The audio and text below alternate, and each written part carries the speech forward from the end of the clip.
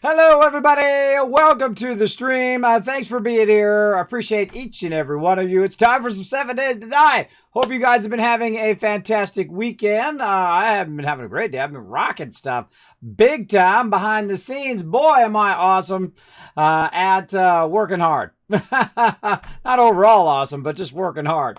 Yeah, I've been working very hard on catching up on all these videos. And man, I got all the videos queued up. Every single video, every single stream I've ever done that hasn't got corrupted has gone up to YouTube. Every single one, including the last one we did on Friday. So pretty amazing that I finally caught up on all of that. Super excited about it. Now that just frees me up to do all these other videos and unboxings and giveaways and all sorts of killer stuff coming up. As well. Can't wait to do it all for you guys. Did you know, by the way, one of my unboxings, I was looking at my stuff. One of my unboxings is the Blue Yeti, which is one of my favorite ones, right here off camera. Let me see if I can sneak it in without pulling the cord out. Nope. Can't do it. If I pull it any further, it's going to lose its cord. Poor Blue Yeti. But I got a Blue Yeti right here. I got the Yeti caster. And I haven't really been watching the videos. I don't really look at the statistics on YouTube. I just put stuff up there for you guys. But it actually crossed 10,000 views. Wow. So yeah, 10,000 view on my Blue Yeti Yeti Caster 1. I highly recommend it. A fantastic microphone. I've actually had two Blue Yetis. The other one was so great, I didn't have any problem with the other one. I gave that one away, and then so someone else could use it in their stream, and I still have my Blue Yeti, which is awesome. But very interested in seeing how it stacks up against the Elgato Wave. I want to see that one too. That looks like a really great microphone. I've also been working on my setup, as you guys know. I've been rearranging things and readjusting things, and man, I think I'm finally getting into the final setup. So I might do. Finally, I was always working on one more thing, but I feel like I'm almost in the final setup, so I might do a behind the scenes Kismet setup video at some point.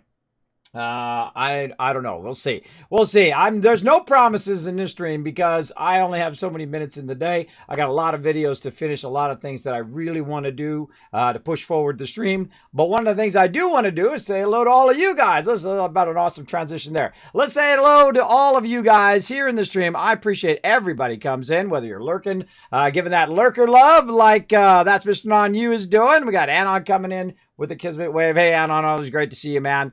We got Crazy, my awesome mod, backing me up. Make sure to show him lots of love, everybody. Been backing me up for a very long time. Show him some love in the chat, everybody. And also, do me a favor. Hey, Crazy, give yourself a shout out. Go over and show Crazy some love over on his channel as well. He lives up to his name, and that's why we love him. Go over there and show him some love. Check out his gameplay next time he goes live as well. Give you a shout out, Crazy. You're awesome, bro. You're awesome. Give you lots of love.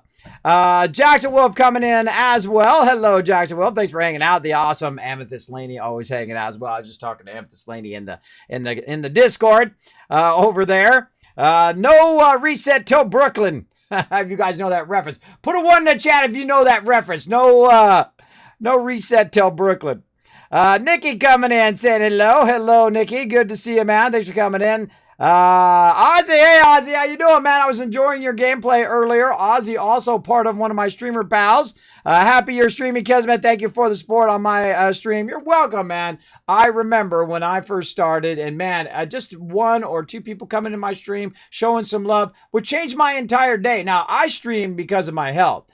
Because I was in a real bad place at the time in which I started streaming. I have sleep apnea, I have vertigo. I had to step down from my epic job at Apple. I was really fairly depressed, and also could barely walk to the bathroom. I'm talking dire straits, bro. Dire straits. And just someone coming in and saying hi in chat, just someone saying, hey man, good job, epic win, something like that would make my entire day. And I try to do that randomly to other people as well. I don't really typically publicize. I'll go out and give people shout outs, and then I just kind of lurk in people's channel to give them an extra view, or I'll go in and I'll get the free ad bits and drop a few bits from the free ad bits and whatnot on their channel. Or, peeps I've known for a while, I might go in there, donate, $25 or something like that if they're having trouble, with their car, where they're having trouble in their life.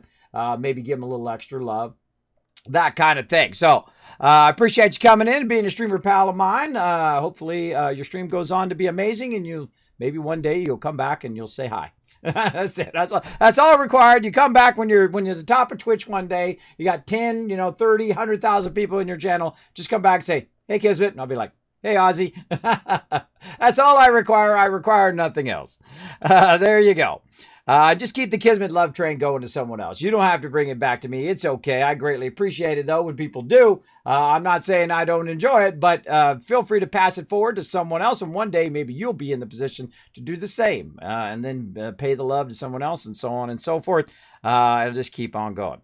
Volfan, hey, we like you, Volfan. What's up? Thanks for coming in. Yeah, I'm in Tennessee right here. You gotta be a Vol fan to be up in Tennessee, bro. That's right. To tell you a funny little story. I don't know if I told you this before, Vol fan, but whenever I think of the Vols, I think of this story. When I first moved here to Tennessee, my wife is from Tennessee. My kids are like 5th or 6th generation from Tennessee, so hardcore. Hardcore Tennesseans up in here. But I'm from California, born and raised in California. My parents are from New York and from Iowa, so they're from all over the place. My dad's a New Yorker, if you know what I mean. All you New Yorkers know what I'm talking about. Yeah, like that. When I moved to Tennessee, I was buying a carpet cleaner to clean the place I was moving into. So I went and go to the store, and I got my Vols shirt on because I'm required by marriage to vote for the Vols, to root for the Vols. And so I go into there to get the carpet cleaner, and I was coming out, and there's some old lady. She'd look about 80, and she's walking with a little cane, and she's going whatever. And she looks up at me, and oh my gosh, scared the heck out of me. She goes, "Go Vols!" I mean, she was all in, bro. 80 years old, and she was all in for it. And I was like, oh my God, made me jump out of my skin. I tell you, scared the heck out of me. And then we both had a laugh. And then she walked on, and I walked out of there with my carpet cleaner. So, yeah, big hardcore Vol fans up in here, bro. Hardcore Vol fans up in here. Hey, Alan Black, good to see you, man. We're going to get fired. By the way, everybody, I put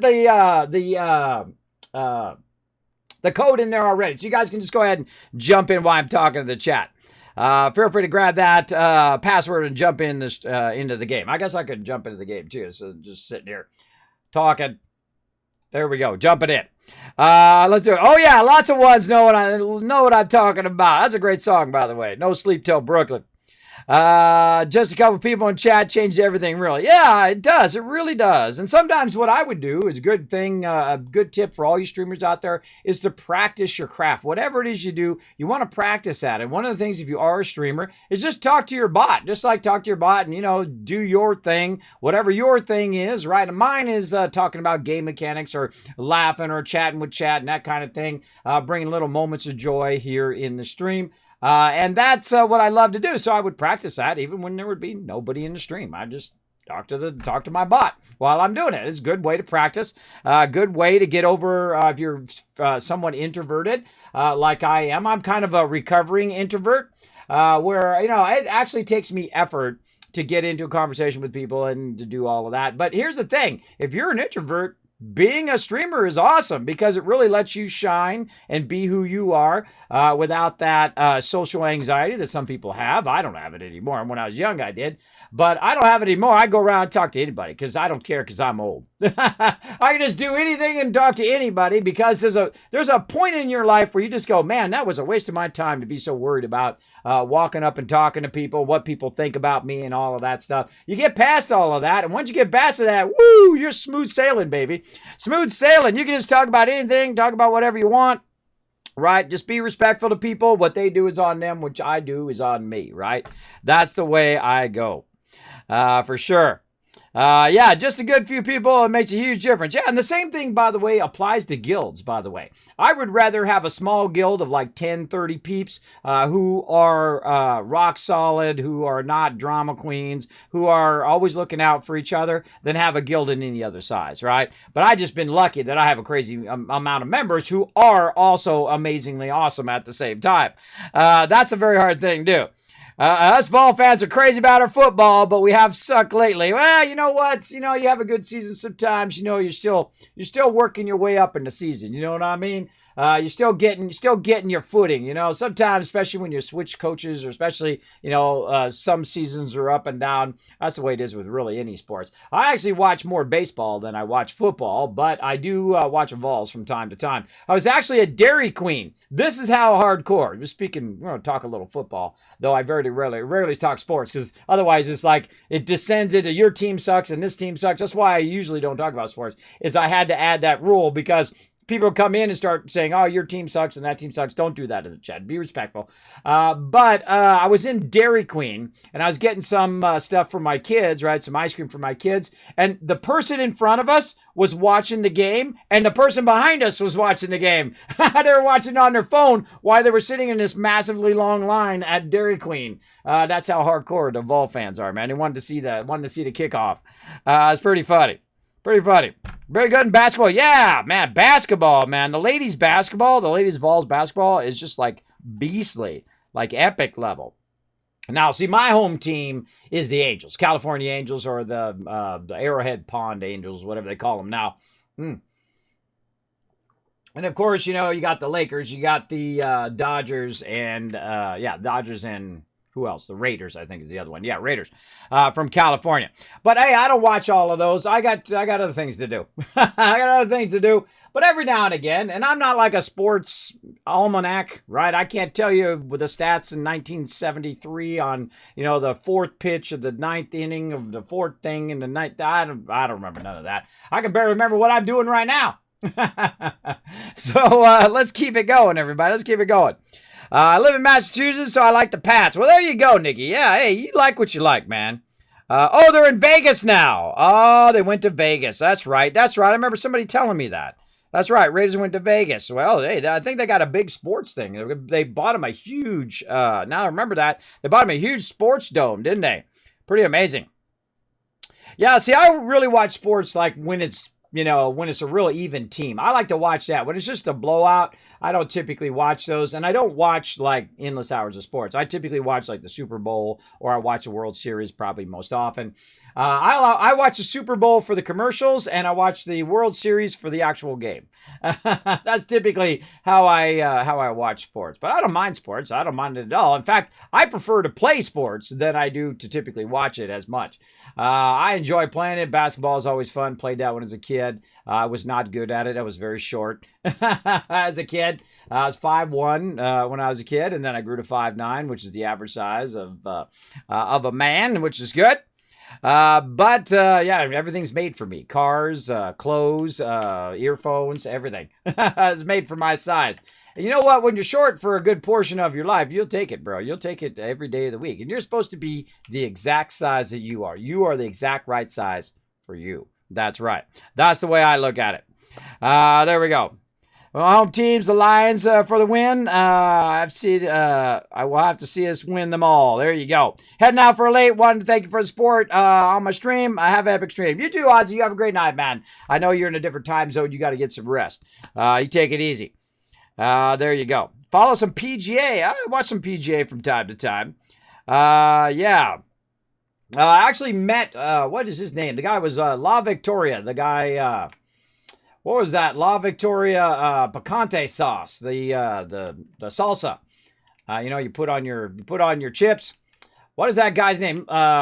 Lee Trevino. Lee Trevino. Met him long time ago. Really long time ago. Met him for like 2 seconds. I said hi. He said hi, and that was it. Long time ago. Speaking of PGA stars, way back in the day. I don't remember all the rest of their names. I met a lot of celebrities and a lot of people that came through our business while we were there, especially a lot of people from the record companies and things like that. I don't remember all their names because you know what I was doing? I was heads down, bro. I was heads down. You see a celebrity come through, you see a rock star come through, whatever it is. After you've seen, 2, 3, 4, 5 of them, it's not a special thing anymore. It's like, oh, okay, it's so-and-so. Oh, hey, how's you doing? He's like, I'm doing good. Okay, go, bye. And then you're just like, I got to get back to work, bro. I got a job to do here, That's the way it is after a while.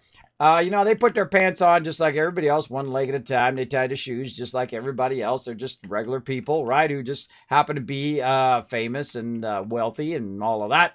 But guess what? You can have all the fame you want, all the wealth you want, but you got to have that little moment of joy every day. You got to have that balance. Otherwise, everything becomes unbalanced, and then you are in trouble. Trouble. And that's trouble. You get one of those very small gongs. They're really calming. Bong. Yeah, I should do it in the stream every now and again. When I get triggered, like when my stream starts going off the rails. Ding. That's not a bad idea. I like that idea. Okay, let's get into it, everybody. I can talk to you guys all night long, but we want to play some games. So let's get into some 7 Days to Die.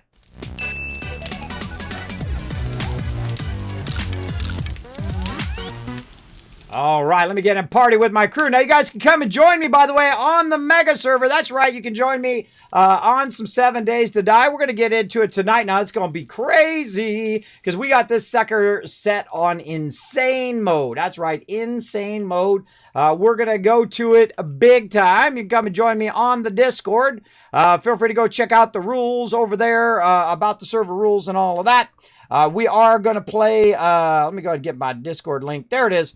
You can go ahead and come and join us if you want to pop in and help us collect resources or go out and hunt zombies or battle with us on Horde Night.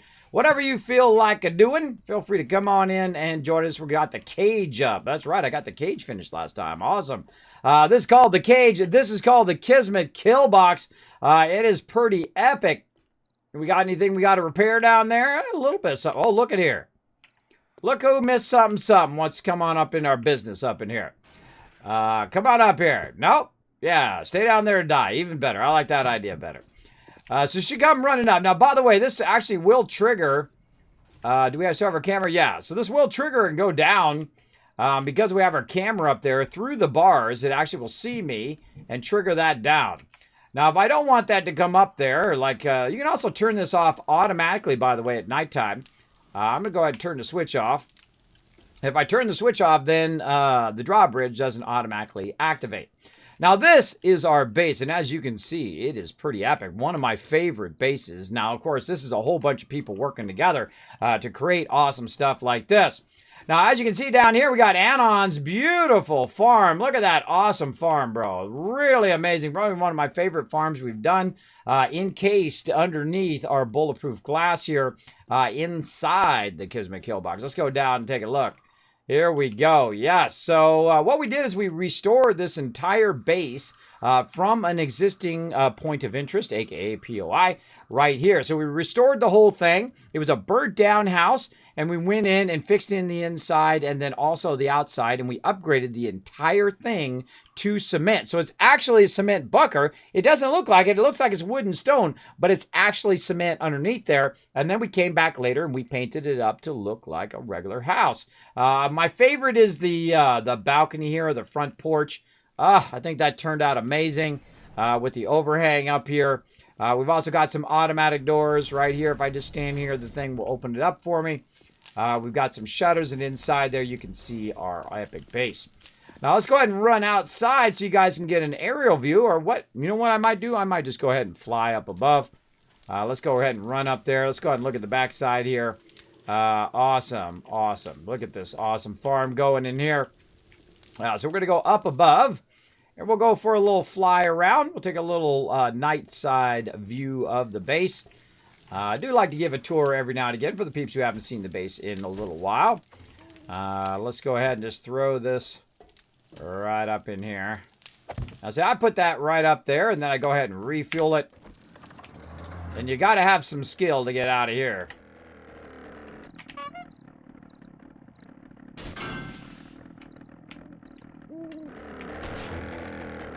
Try it again. Come on. Now, I need to make a ramp. Whoa! Look how Kismet's a crazy driver.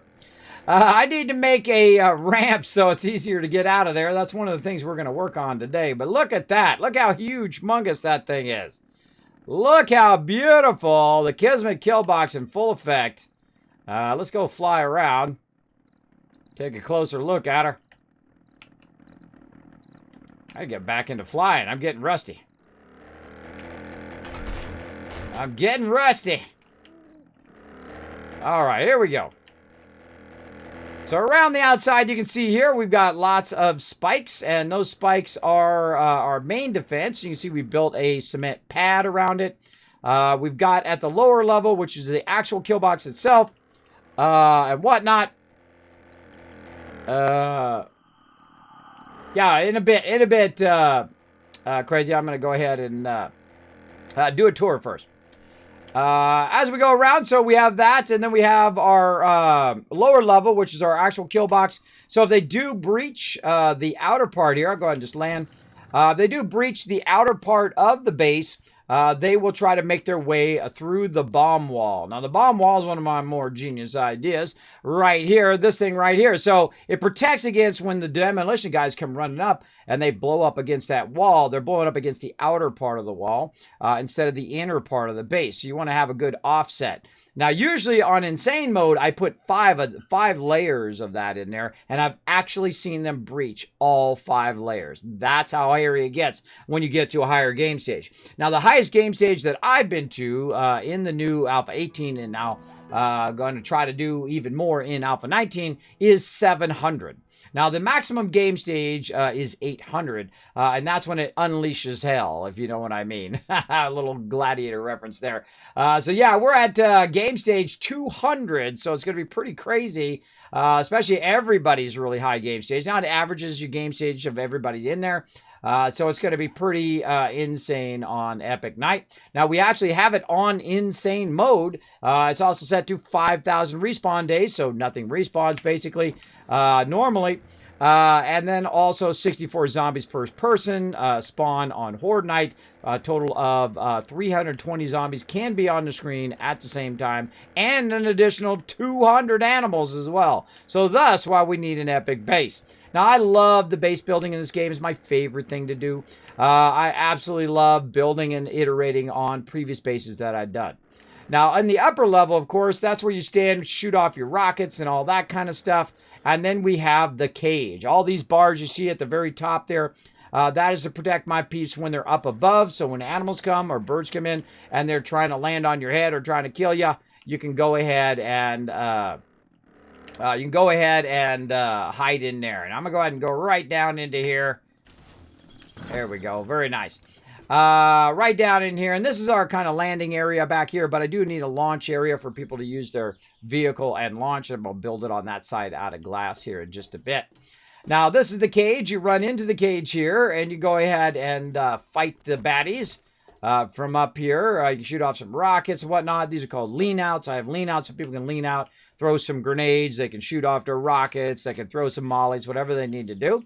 You can also shoot through the bars here. All the bars have been upgraded to iron. And we've also got our spikes upgraded down there as well. Now, we got a little bit of repair to do. We're going to get into that big time. I do also have some more cosmetic stuff to do, like to paint the walls and do all of that stuff.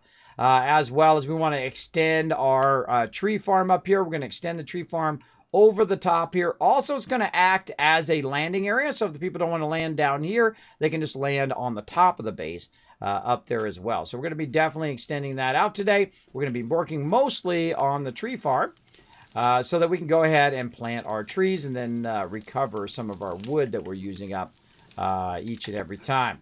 Now, one of the problems with truncating the days, the amount of days that go by in 30 minutes or an hour, is the fact that the trees don't grow to full anymore by the time Horde Night comes up. And we always typically cut down the trees before Horde Night, and that is because it will reduce the overhead for when, there's going to be a lot of zombies and a lot of stuff going on, so reduce the overhead for my peeps. Always a good idea. So feel free to come on and join us. Is this an all-in-one this time? Yes, this is a combination of the actual kill box itself and also our production facilities. This also has down in here, you can see some rooms down in there. It reminds me very much of Fallout, right? There's a thing in Fallout 4 where you go in there and you can look down into all the little test subjects down there. Reminds me very much of that. So I replaced the roof with glass. You can see all the way down in there. Now, of course, the purpose of this is so that we can actually see if the trees are grown from way down there in our production facility. And as you can see, we've got this cool kind of silo-looking area here where we use to get up here to the top usually. You see we left the chandelier because the chandelier is awesome, and I built this kind of ramp over here.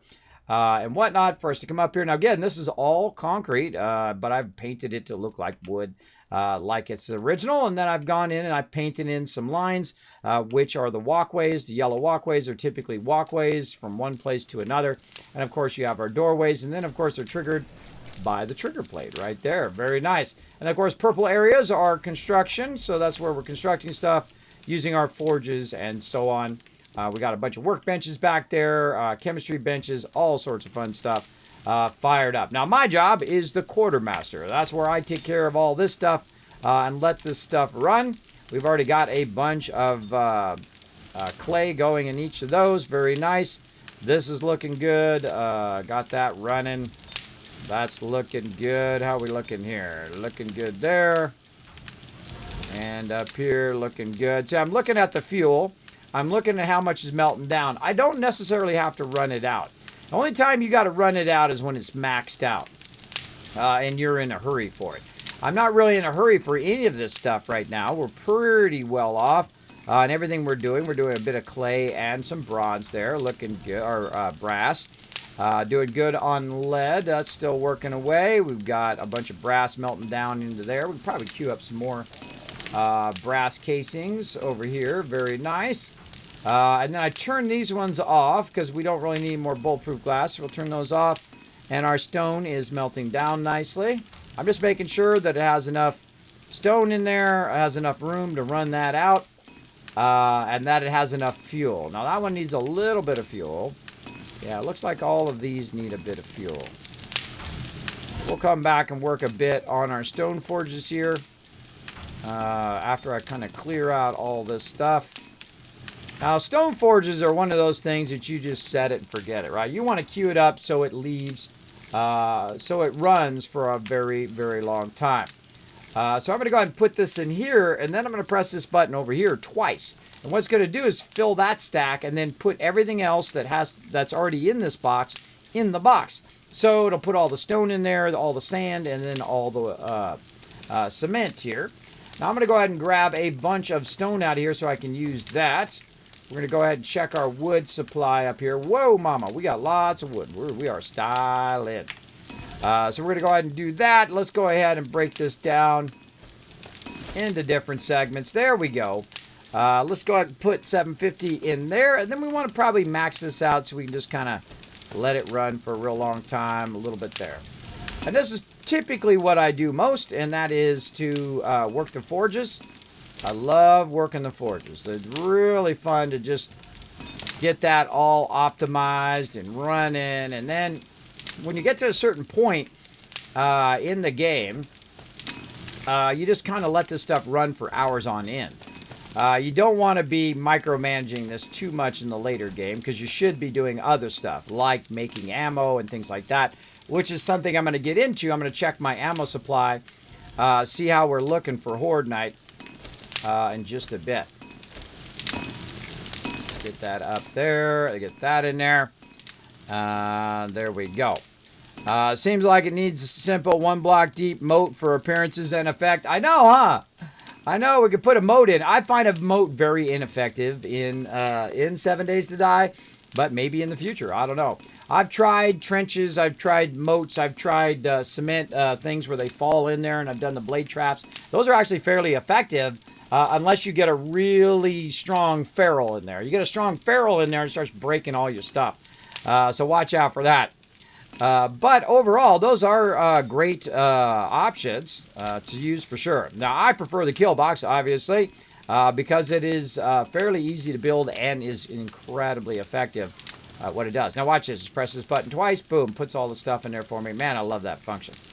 I love that function. All right, put that in there. What do we got? Finished concrete in here. We'll grab a little bit of that out of there. Looking good. So we got all those going. Now in here, I think we queued up. Oh, yeah, we queued up a ton of this. Now I can just leave that in there for now. I'm not really in a hurry because I do have another box of concrete over here. But you know what? While we're at it, let's just go ahead and take care of business over here. Take care of business. Get all that out of there. It'd be nice to just be able to have a key to get that all out of there. Why don't we have R where we can just R that out of there, right? I don't know. I don't know. Got to get off the trigger plate so I'm not triggering the door over and over and over.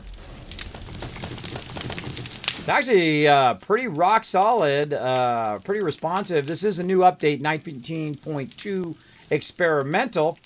Or not experimental, sorry, 19.2 stable, which has finally come out of experimental, is what I meant to say.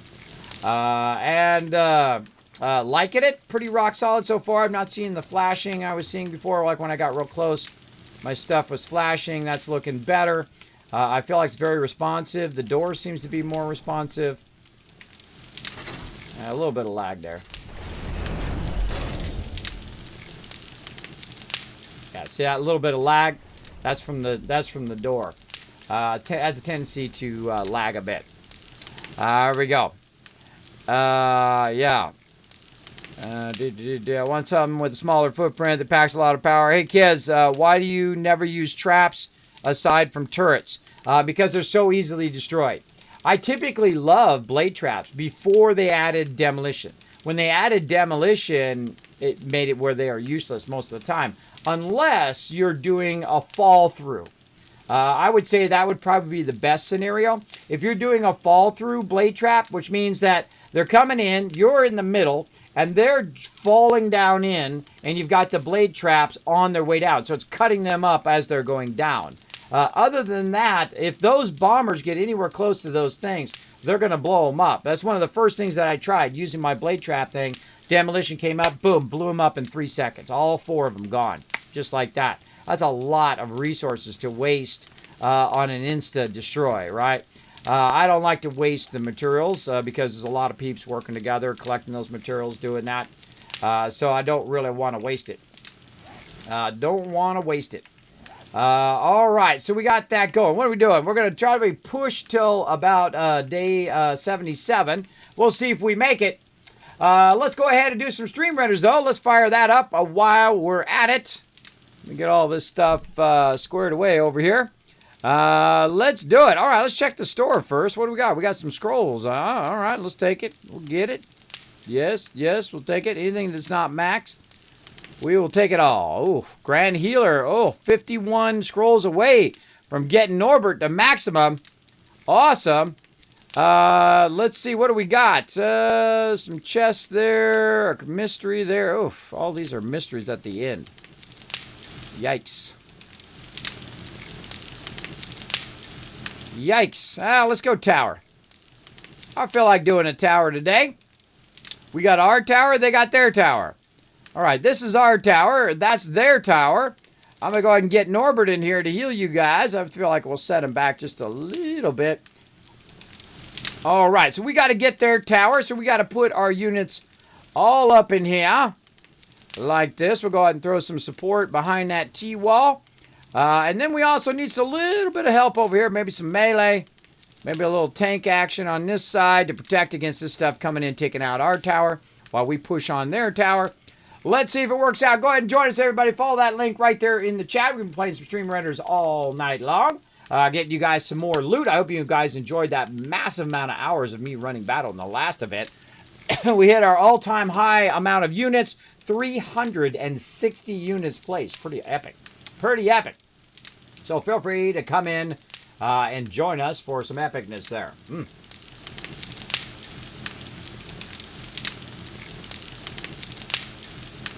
Have myself some water, some agua. All right, let's get into it.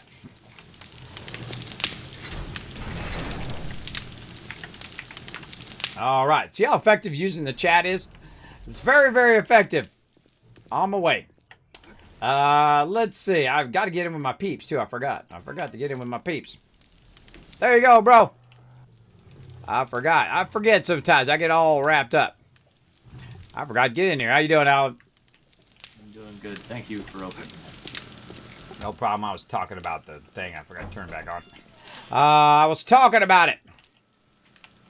The fences, same idea. I really do want to try some of the fences, but upside down fences. And the reason why you do upside down fences is so that the actual fence itself is poking up through the ground, but the actual thing that they destroy is underground. Yeah. Next level thinking. I have done that in the past. I have not done that in a really long time. But I'll get around to it eventually. Eventually. All right, let's get into, before I get too distracted, let's get into doing our tree farm. So what we're going to do is we're going to extend the upper area here across this way. And we're going to definitely need some supports to do that across there. So let's go ahead and start with our bulletproof glass. We're going to go ahead and go into blocks. I feel like we're going to do this all in blocks up here. We want it to go from here across to the other side. So we're going to go ahead and put some in. Let's go over here to our tower. Now, this is going to be our tower of power over here in the corner. You can see I made a little tower over here for us to get up above. And this is so peeps can get up above if they want to shoot down from up here, get into some trouble. But we're going to go ahead and run this glass across. I feel like I'm a little too far for that. Yeah, we got to do a few more. Got to do a few more across here. Now I want to see if it falls down. That's my goal. Is to see if it actually falls down. How strong this bolt. Oh, there it goes. Whoa, look out.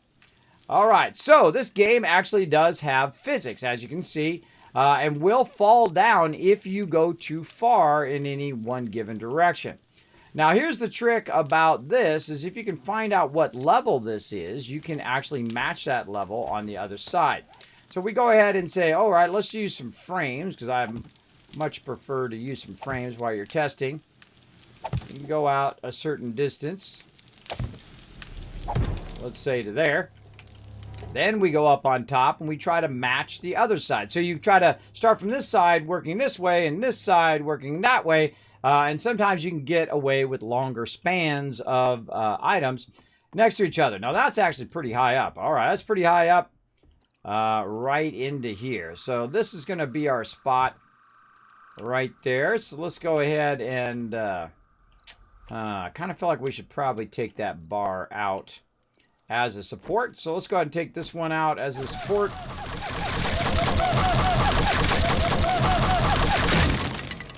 Right there. And that'll be one of our support lines. So we'll have to take all of that out all the way down. All right, that's good. Now sometimes you make stuff for one battle and then you take it out in the next battle because you don't have enough time to do it the way you want to do it originally. So what I'm going to do is I'm going to take this all back out again, and this will be a central support for my upper area.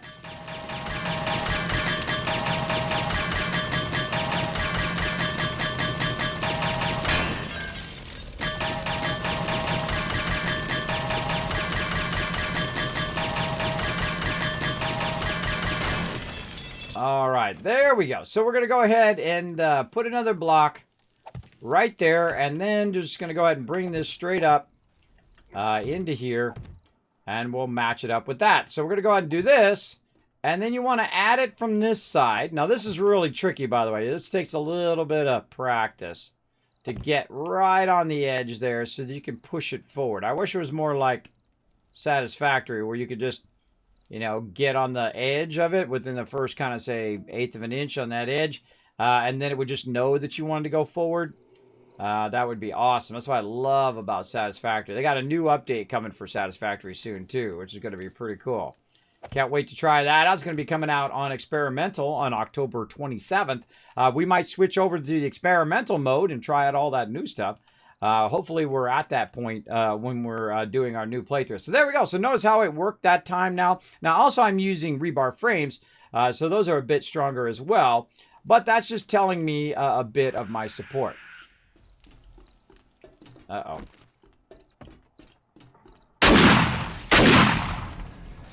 Now you know why I turned the thing off. Enjoy those spikes.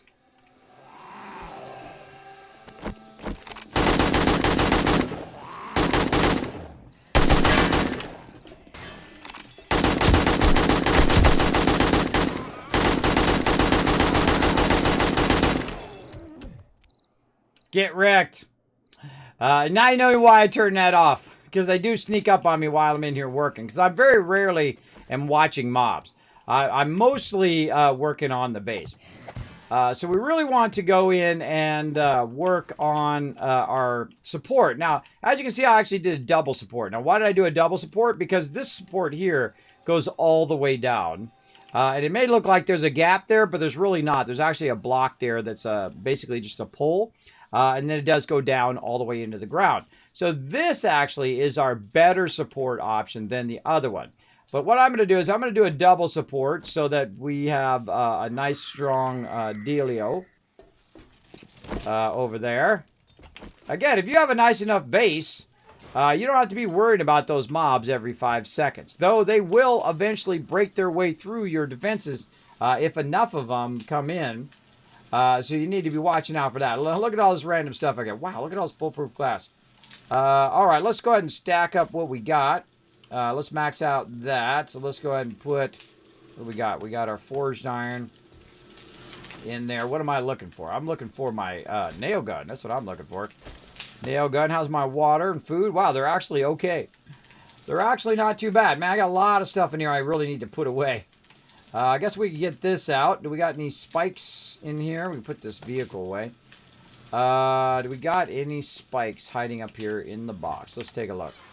Let's take a look. Yes, we do. Okay, so we got some spikes. We got that going. We probably need to get some more barbed wire going. Now, one of the things early game in 7 Days to Die is always be crafting, right? Constantly. 16, really? That's all I got on me? That seems weird. Oh, it's because that's all the iron I have on me. Boom. We got plenty of iron thanks to Alan, who is just absolutely crushing it. Crushing it all that loot. All right, so let's craft that up. Let's get it going. Yeah, especially putting the trees on it. Oh, exactly. So bury the poles. Yeah, you bury the poles, you turn them upside down. And typically that's what we do in the old days. Now, I don't know if you can even do that anymore. I don't know if they fixed that where you can't flip them upside down, but we'll try all that kind of electric stuff coming up in a bit. I feel like I'm going to probably either do that maybe the end of tonight or in the next thing, work on the electricity. But right now I got to get my defenses back up and running. And I need to get all this running, which I did. I cleared out a bit of those. We've got our spikes. We've got that. I can't remember what I came in here for.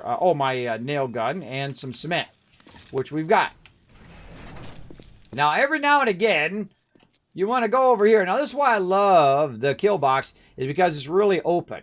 Now, I would love to have this thing down at the same level as this, but if I did that, I'd have to do a square up above and a square down below, which I don't really want to do. I want to leave it open enough so we can see it and also so we can shoot rockets out there from the lower level if we so desire.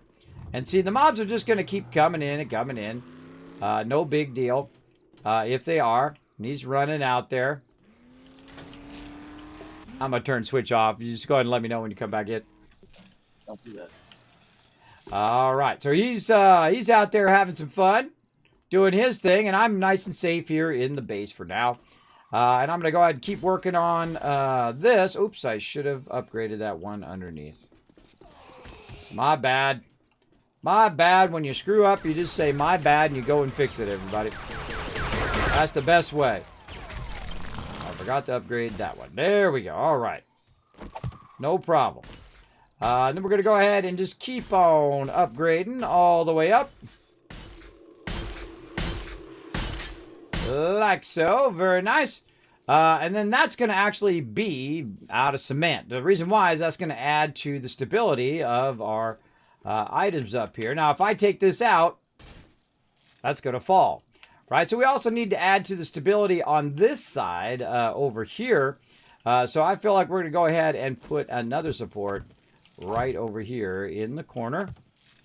And we'll just bring that down. Now, I could leave it like that, but I'm not going to. I'm going to go ahead and also flatten it out against this bottom part.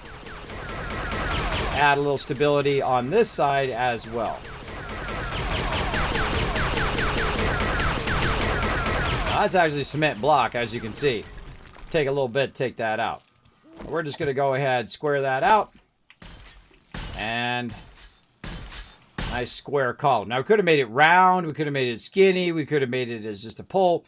But I feel like that's good enough. And then we'll go ahead now and add in our bulletproof glass. The great thing about this game is the frames. I think the frames is the true genius of the game. It makes it incredibly fun to make stuff and whatnot. You might be thinking, Kismet, why don't you just use the bulletproof glass as your support? And again, the concrete is a much better support, much stronger than your bulletproof glass. So if you're going to do supports, you probably should put them in concrete. Though you can try bulletproof glass, your base, you do whatever you want. But for me, I'm definitely going to do something like this. Now, what the... Oh, I was like, whoa, where's the rest of my cage?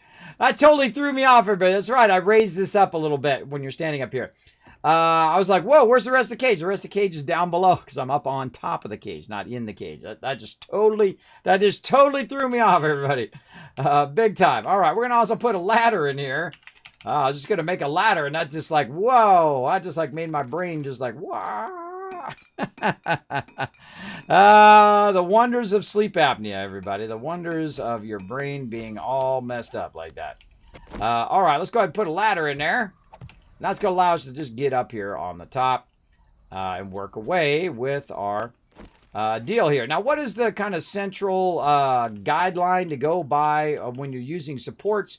It's usually every fifth, sixth one. It depends on what you're using. You also use trussing to go even further. You can actually use, what do they call them? Those ramp things, the walkways. You can use walkways to actually span 25. So you can go like 13 one direction and 12 the other. And then this side is holding this side, right? The support that's on each side like this is holding the sides. And then you can actually span it all the way across there, which is really nice. Now, because we're in insane mode, we get a lot more zombies coming in, which is why we have such a dense support there. And she kind of knows where I'm at. See, she knows how to get to me. She comes running up and then dives down into the spikes. Enjoy that. Makes me want to put a blade trap right there. Because every time it comes down, I can put a thing, and it just turns a blade trap on when they come in and cuts them up, and then it turns it on. Only problem with blade traps also is the fact that you have to go and repair them all the time. That's time-consuming as well. Very, very time-consuming. All right, let's get into it. Yeah, he's out there having some fun. Who is that? Is that you, Al? It's Ro. Ro's in there. Ro needs an invite there, Alec. All right. Ro coming in, lending a hand. He's ready to rock. All right. Now, as you can see, I'm going to bring the actual glass all the way over. Now, we don't know if this is going to work, but we're going to just go for it. Now, there's, it should work, and then there, it does work, right? This should work, but we'll see if it does. Because we have a lot of supports on both sides, we should be able to span this at least 5 in this direction, all the way across. It also depends on the order in which you put it down, by the way. Sometimes you put a block in the wrong place. Like I've built entire areas where literally it was perfectly strong. I put in a frame, I took that frame out, didn't do anything else, and the whole entire structure started falling down. So remember that whenever you're playing an alpha game, things are going to go alpha wrong for sure. Oh, I didn't put the things in there. Oh, that was my bad. My bad. We got to count every third one. So we got to go 1, 2, 3, and then this one is the one that's going to come out. So we'll go ahead and we'll come back. I should be not putting those in while I'm doing it. Let's see. 1, 2, 3. I'm wasting materials. Right to there. 1, 2, and that's too close. So we'll just go to there. Now what those are is those are additional trees that we're going to be adding across there. So I should have been paying attention to that. That was my bad. Now, is this going to fall down? Yeah, if I put enough glass here, it will. That's for sure. If I don't have enough supports, it will definitely, the whole entire thing, come crashing down. But let's keep it going. So there we go. So that's about as far as I feel comfortable. 1, 2, 3, 4, 5. That I feel comfortable running that span. Now, you've got your cement on this side holding it up. And then you got your cement on that side holding it up. But what we need is we need another support. And I highly recommend maximum 5 span when you're first building. Later on, you can learn to do a bit more. But I don't really trust it. So, oh, actually, we don't need to take that one out. That one, actually, we'll put back. We'll put that back. We're going to go ahead and just put the other ones right here. That one, we're going to put a double since it's on the corner. And that will add as a lot of support. And then this one right here is where we'll add some more. And I'm going to need to take out... Is anything above me? No. Okay. I apparently did not put a block there. Look at me go. And then we're just going to go ahead and bring it right up to here. Like this. Very nice. And I'm using squares so that I can match the square blocks of the ones up above. That's the whole reason I'm using squares. There we go. Another nice support. And you can also use columns if you want. But the problem, I could use a column and then just use a square on the top. But I don't know. I feel like we're going to try squares. Now, here's the type of builder I am. If I build something and I don't like it, I'll tear the whole entire thing down and redo it again from scratch. That's the type of builder that I am. So over here, we're going to go ahead and put this around the outside. Now, again, the whole purpose of this is for our trees. Now, you can kind of see what we can do here, right? So we can count this out. 1, 2, 3, 4, 5, and then number 6 right there. We know that's going to be another support, right? And we can just keep rinsing and repeating this around the outside, just like that. So 1, 2, 3, 4, 5, and then number 6 will be the support, and so on and so forth. Now I'm only going to do the front side, this side over here. I'm only going to do this side, the front edge, and then the other side, but not the back edge. The back edge, I'm going to leave it so people can land, and then I'm also going to build a ramp so they can take off out of glass. So they can take off as well, much easier than I just took off earlier. And then also they can land up above where the tree farm is. Now the tree farm only needs to be going when we don't have enough wood.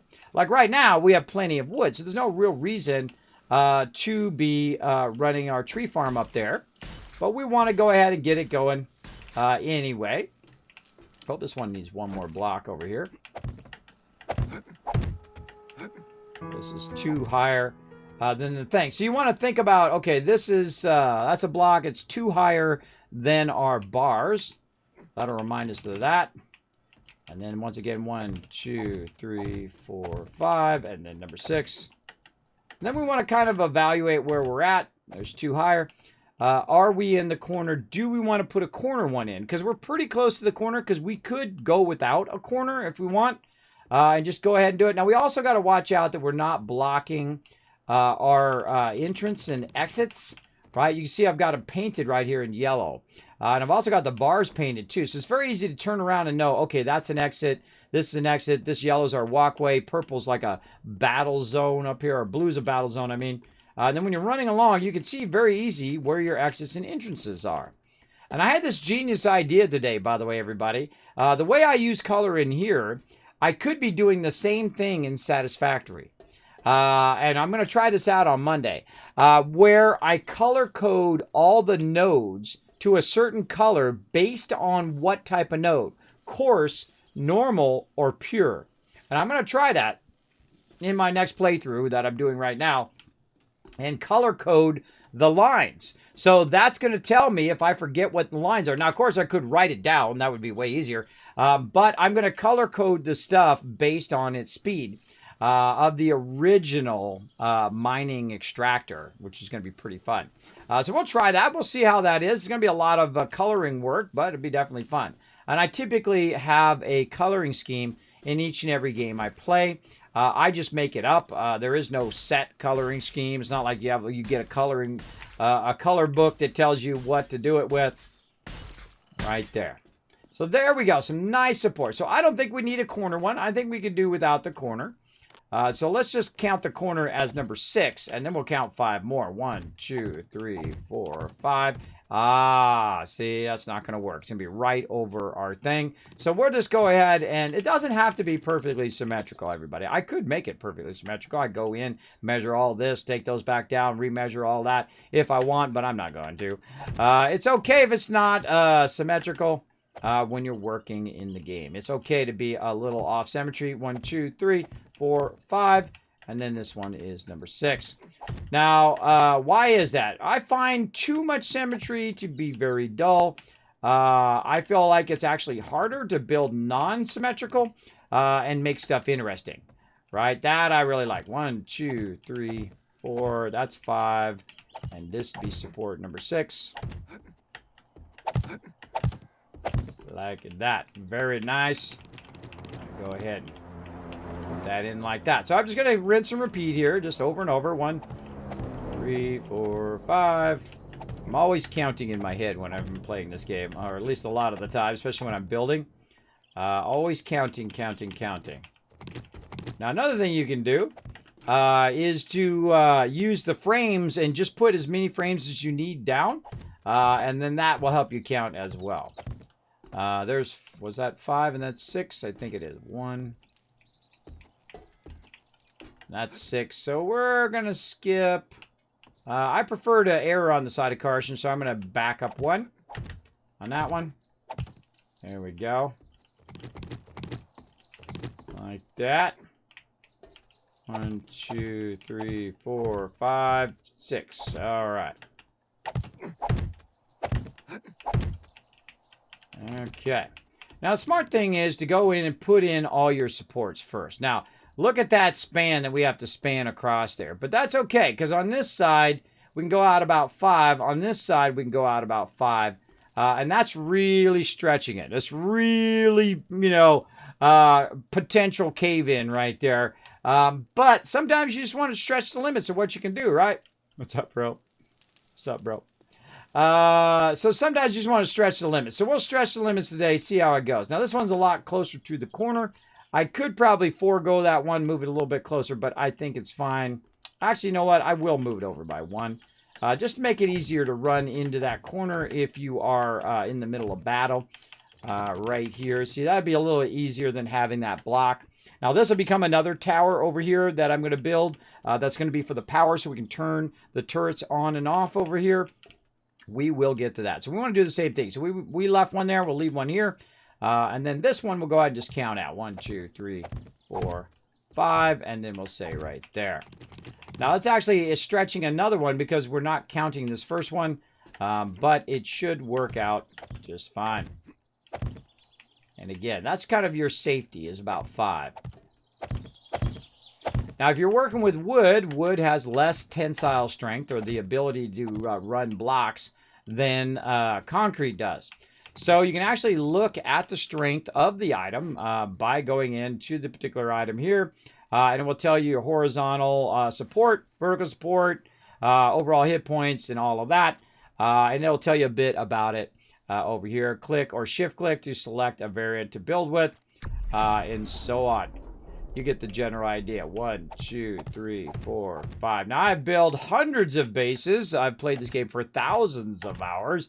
I still love it to this day, even after thousands of hours. I'm still being creative with it, still trying different stuff. I feel like for $10, it was the greatest game I've ever bought, ever. For $10, the best return on my money, absolutely hands down. Now, I love it so much that I've actually given away 100 copies. That's right, 100 with 2 zeros at the end, yeah. 100 copies of this game plus on the stream. I stopped counting after 100. 1, 2, 3, 4, 5. This is number 6.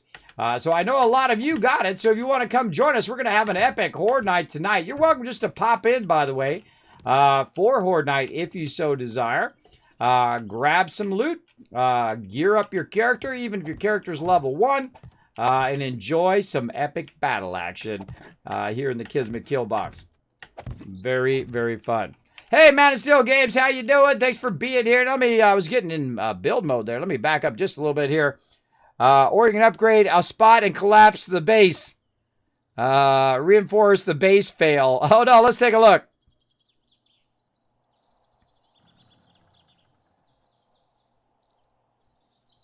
Oh, putting in a cage, I see. Oh, no! Oh, that sucks, bro.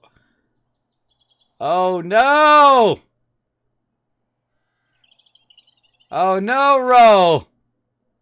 Oh, that sucks, bro. Oh, so been there. So been there! Oh, no! The whole thing!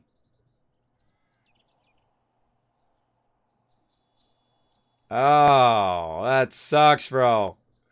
I feel for you, Ro. I feel for you, man.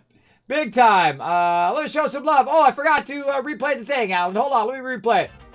There we go. Alan coming in, showing some love. Right there, 5 months of Prime sub love. Show some love in the chat, everybody. Boop, right into the thing. Right into the Kismet love train cup there. We got Boy Lucid coming in, showing some love as well. Thank you so much for dropping the Dragon Hammer. Oh, let me do it right here. Dropping the Dragon Hammer, crushing that follow button, becoming part of the Teamwork Tycoons. Welcome, everybody. Welcome. That's brutal, bro. That is brutal. There you go. Hey, Aurelio, what's up? You got 3 stars. I don't know what you said. How you doing today? I am doing awesome. I'm ready to play. I'm ready to play, exactly. Have you seen that documentary about him, by the way? Hervé, I saw a documentary, I don't know, months ago. It was like a dinner with Hervé or something like that on how that whole entire show went down the tubes. That was one of my favorite shows as a kid. I loved that show. I mean, I was like obsessed with watching that show. One of the very few shows, like me, I'm not like a TV person typically.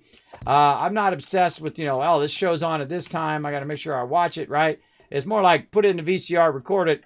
Back in the day, or nowadays, you just, you press the button and it records it back, but in back in the day, you had to put it in the VCR tape. And that was one of the few shows that I would watch every time live while it was actually coming on. One of the very few ones. Love that show. Totally off the rails it went. And that's what happens, everybody. That's what happens sometimes in life. Usually that's the product of bad choices. The very product of bad choices for sure. But watch out for that. That's definitely not PG-13, that show. I was like, whoa, okay, oh, hey, oh. When you have kids, you have to watch out when you're watching shows. You know what I mean? You got to watch out. It's not like I'm watching The Boys, when my kids are around, because that's hugely inappropriate and whatnot. But hey, I'm a 50-year-old man. I can watch whatever I want. I typically don't watch any TV at all. I'm more of a gamer. I would rather be playing games than anything else. That's what I'd rather do, entertainment-wise. But I'm not rather than hanging out with my family, obviously. I've been doing that for a while. We did that today. We had a good time today. We were wandering around. We had some southern dinner. Oh, so good. So good. Talking to my kids about California. A lot of food in California is fairly bland. But hold on. I had to back that one up by one. Oh, I'm glad I looked at that.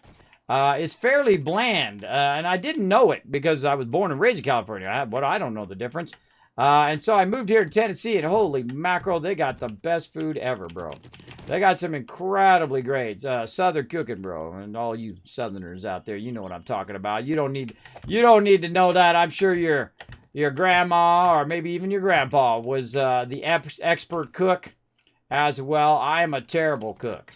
I am a cook like this. Beep, beep, beep, beep, beep. Popcorn's done. That's the Kismet cooking. Though I have cooked some dishes before. I have actually cooked a mean lasagna back in the day. A long time ago. Man, I'm just hitting these things right on the dot now. Let's just hit them a little early, though. Again, we're just going around, add some supports. I hope I'm not going too far. I wasn't even paying attention. See, that's what happens when you get in the zone. Look at that. I did the whole part that I'm not going to do. I was talking to you guys, and I literally was in the zone there. Hold on. We weren't going to do this side. Hold on. We don't need those supports. That's too funny. Too funny. See, look at that. That's how I get stuff done, by the way, everybody. In real life and in game, is that I just go to it, and it becomes, like, automatic. And then while I'm doing this, I'm thinking 5 other things that I could be working on at the same time. But man, I got that. Well, if I wanted to do that, that would have been done. But I didn't want to do that. I wanted to go only to right to over here. Let's back this up a little bit. There we go. Only right to here. This way my peeps can land on this lower level. All right, right here. Across here. Let's line that up. Right to there. There we go. Nothing beats that southern cooking, I'm telling you. Oh, so good. So good. Now this one, I kind of feel like we want to move it. And this is going to be the most awkward one right here. Is this one. Now sometimes actually when you're going up and down ladders, you do want to put items around them. So it's easier to go up and down the ladder so you're not falling off the ladder side to side. It does help a lot. For sure. Okay, there we go. We got our beams in. Looking good. Let's go ahead and upgrade all of these. And let's go to putting in some glass. Gonna have some fun today. Getting that glass going on. Now it's day 73, almost day 74. Day 77 is Horde Night. I believe we're going to try to go for it. We're going to try to go for that Horde Night big time. Now, if you do have a comment question, hey, Bo! If you do have a comment question for me, go ahead and put my name in the chat, Kiz or Kismet in the chat. I'll highlight red, know you're talking directly to me. And it's time for a battle! Let's go! Battle time, everybody! Let's do it. 59 units. All right, let's go. I got turned out. There we go.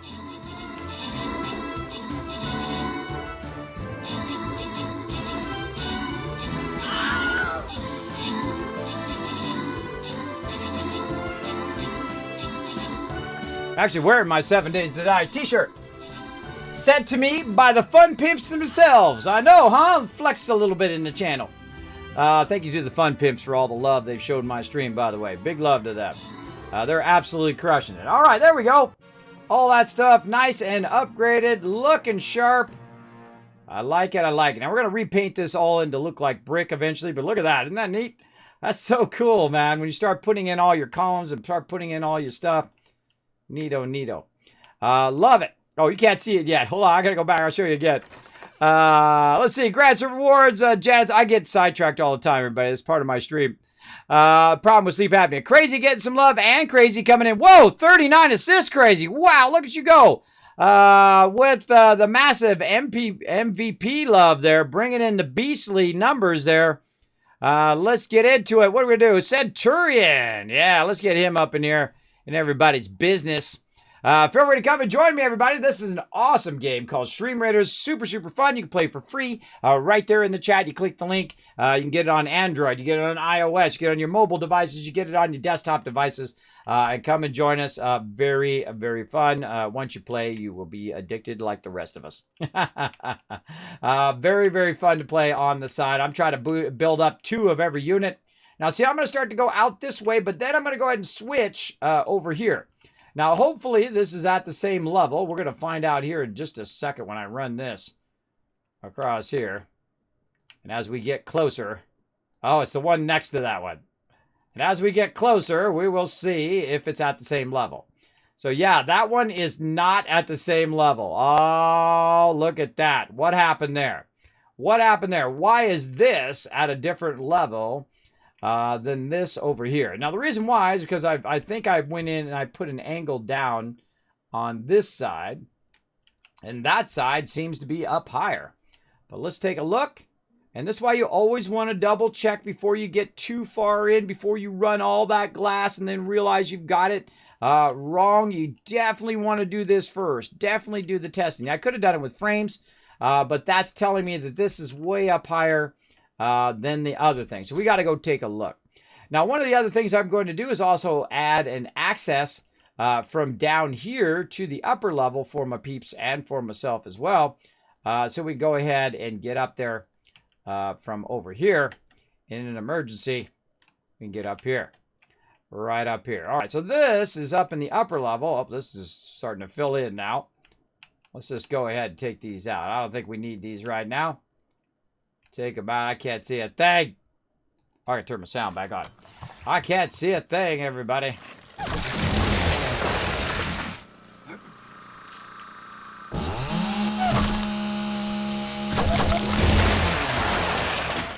I'm in the trees. I can't see a thing.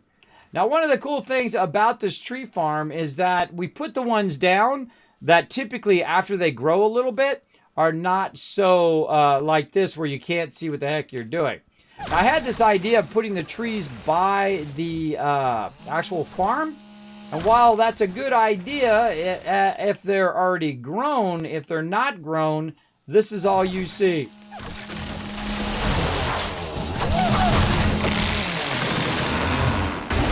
All you see is a bunch of leaves in your face. Now, these are actually in a row, so they're actually not that hard. I'm just kind of fooling around. But they're actually not that hard to find because you can just run... oh, I just about wiped out my door there. You can actually run in a straight row. So they're all actually lined up on purpose, so we have the maximum in that particular grid. So I highly recommend cutting them at an angle when you're running along, just like that. And we'll clear those out. And then they disappear after a while, like that. There you go. Now we can see what the heck we're doing. There we go. Take those out. Now we can see this is up at this level, so why does that seem to match up and all the rest of these don't? Well, at some point you can see right here that I didn't put the extra one on top all the way around, and that has now thrown me off all the way around. But I did catch it before I put in all that glass and then realized my bad mistake. Now, did I do that on purpose? I will tell you if I did it on purpose. I actually did not do that on purpose. I actually made a mistake. And it's okay to make a mistake, everybody. It's okay to just say, you know what, I made a mistake, my bad, no problem, I'm going to fix it. Everything's going to be just fine. It's okay. It's okay. I feel like people get to a stage in their life and they feel like they can't make a mistake. They can't jump in puddles. They can't, jump in a pile of leaves. I feel like at some point they feel like they got to play the grown-up all the time instead of just enjoying life, because you know what? You only get so many minutes. You only get so many minutes, so enjoy every single one of them. I'm living proof here. I've been dodging the Reaper for the last 6 years. I've actually been dodging the Reaper a few more times, too, doing stupid stuff when I was young. Very stupid stuff, like going 120 miles an hour on the river. Yeah, that's pretty scary. On a Sea-Doo. I rented one of those Sea-Doos that go 120 miles an hour. Boy, that sucker's fast. Very, very fun, though.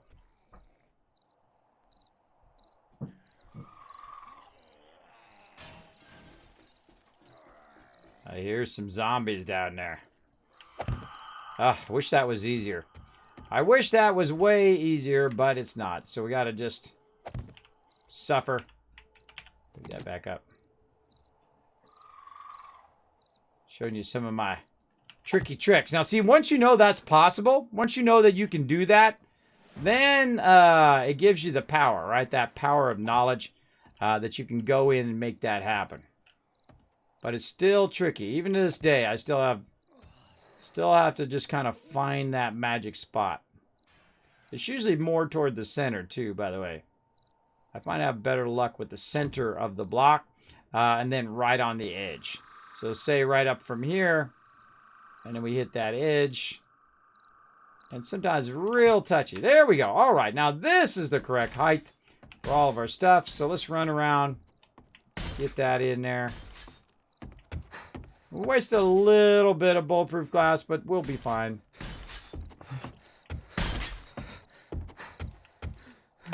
Again, that's why it's always good to double check before you get all crazy in what you're doing. There we go. Now here's another great tip for you. I would do the supports first before you do the fill in. So you want to go down here, and I love filling it in from down below on this stuff because it just makes it easier. So you start from one side, and then you start from the other. Now the hardest thing is to know exactly across from where you're at, right?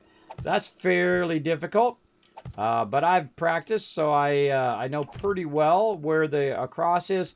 But sometimes even I won't be able to see it, or even I won't be able to eyeball it, even though I've built hundreds of bases. So I'll just kind of check and double check. I'll put one down, see if I've got it right or not, and then just keep testing it. Now again, I'll only go so many, and then I'll switch to this side. One next to it. Switch to that side. Fill that in, looking good. Now see this one over here doesn't necessarily go straight into something over here, right? So the corners are the biggest open span that it's going to have to get to.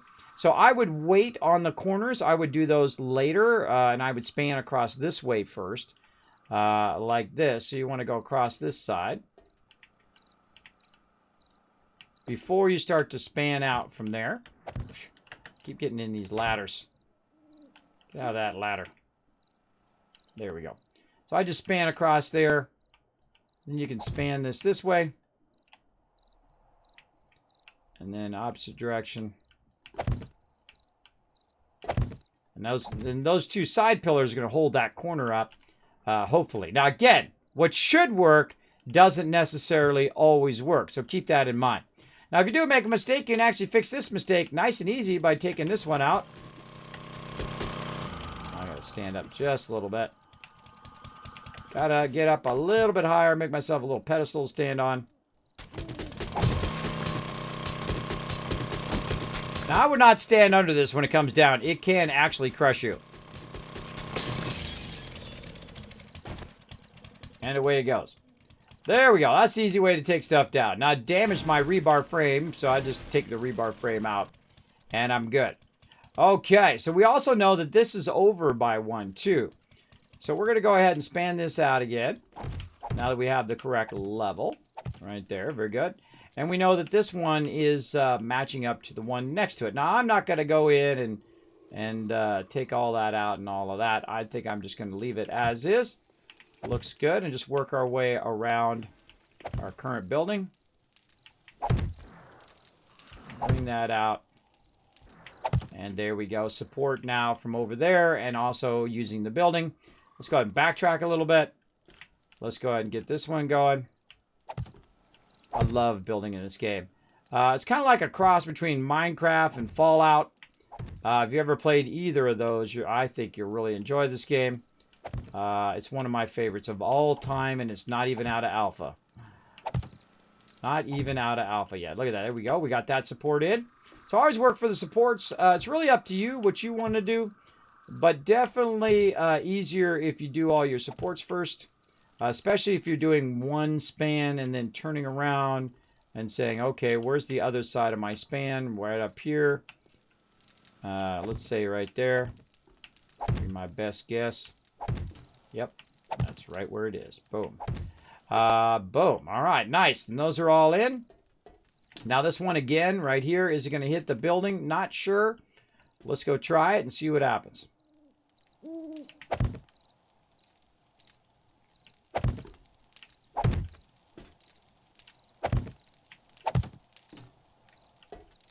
Yeah, I think it is.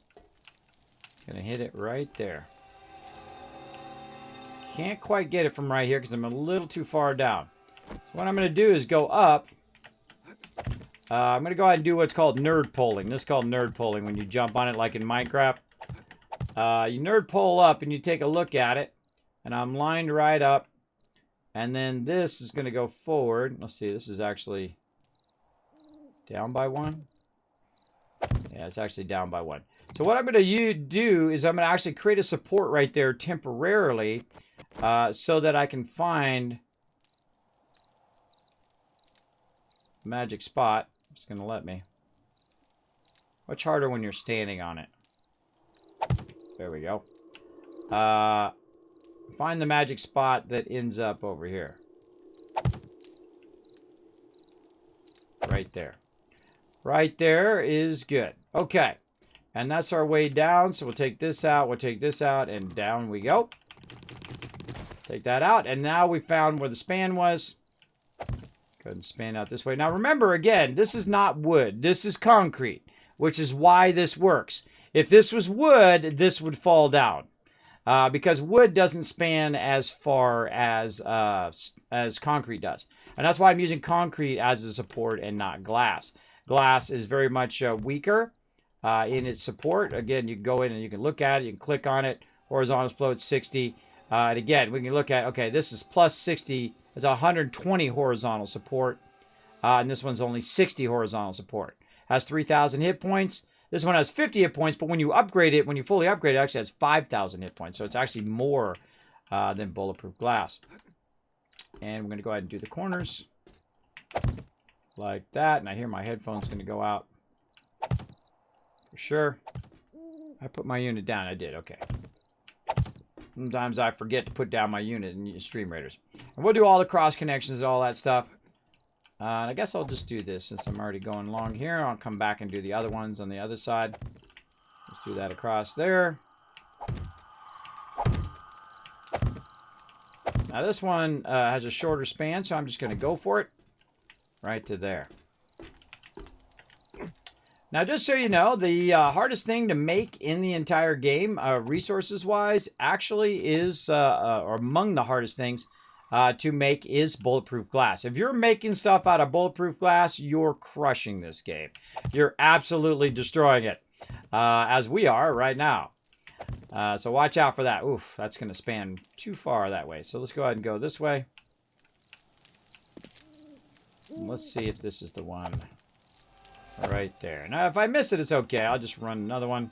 But that's pretty awesome. Again, we're really pushing our luck with our spans, but that's okay. We'll get it across here. Like that. And then turn it around. And again, I always do my supports first. Remember, it is an alpha game. If your base, you know, sinks in, if you lose your vehicles... if your stuff stops working, that jump was a little too high. Whatever happens in game, just chalk it up to playing an alpha game because it's something's gonna happen. Something's gonna happen to you at some point, for sure. I've had entire bases just crumble, even though they should have worked. Right? It should have worked because I wasn't even using that big of spans, but it still fell out. And that's the thing you have to accept if you play an alpha game, is know that the game is actually not done. It's still a work in progress. Holy mackerel, that is looking awesome! Yeah, we're going heavy building today, everybody. Settle in. Oh, man. See, this is when I start getting in the groove now. Now I'm in the groove, everybody.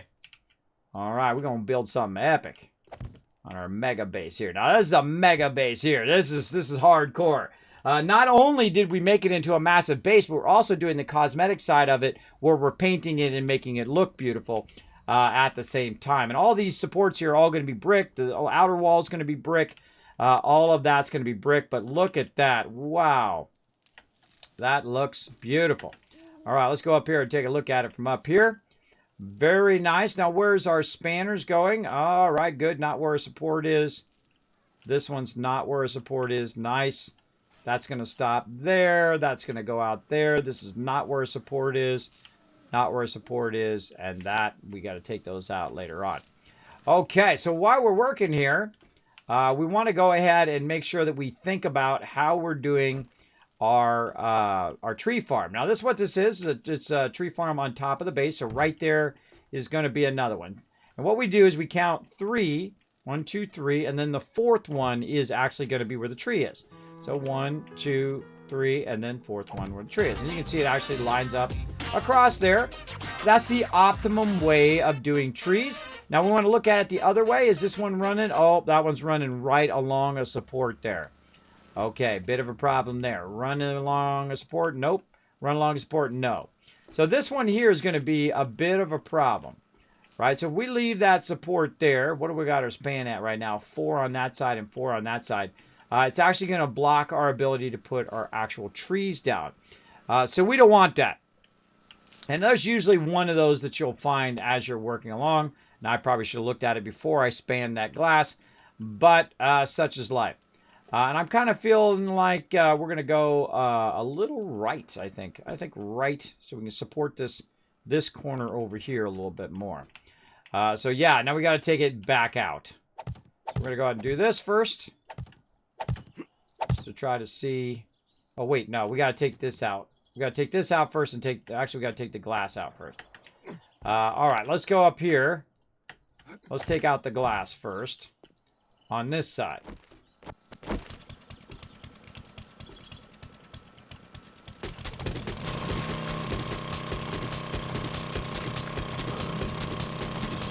Now, every block you take out is a dangerous thing, because the whole entire base could fall.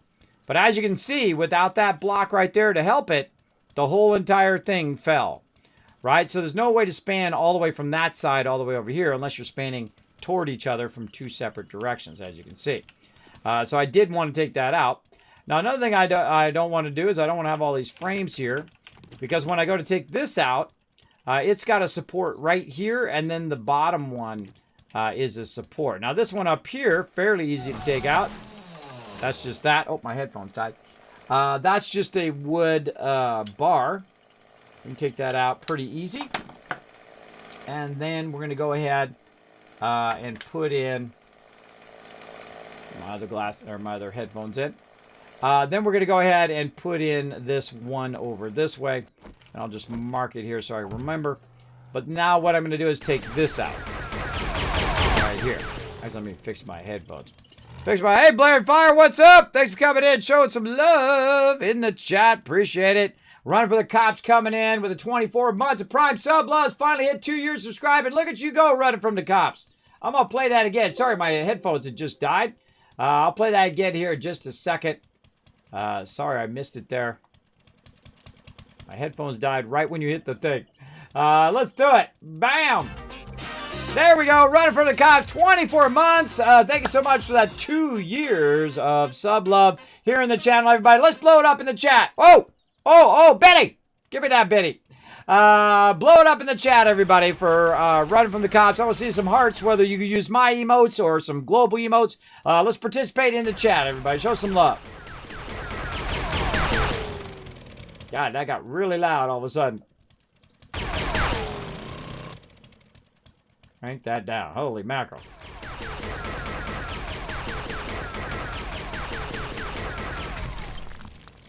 All right, there we go. Oh, it's actually, these bars are on the outside. I forgot. These bars are actually on the outside. Oh, we got to take the bottom ones out. What's faster? Taking out the bars or taking out the bars?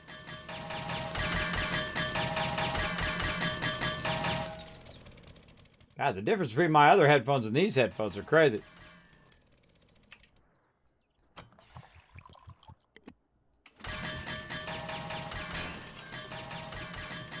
It's easier to take out the bars. You'll see why here in a second.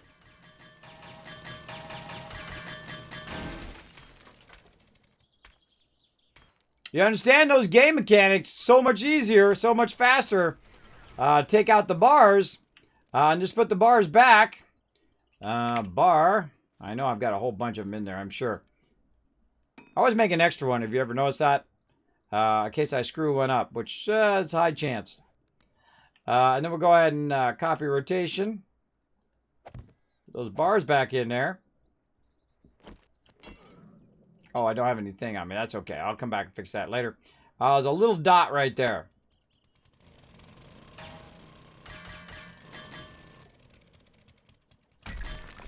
There we go. Sometimes there's a little dot left over. Watch out for those. All right. Now we need to go ahead and do our frames. So we're going to move it over so we're not running down the center of that support. Make sure we're at the same level. Yep. All right. Fill it in again. There we go. We'll take that one out so we don't accidentally fill that in. Got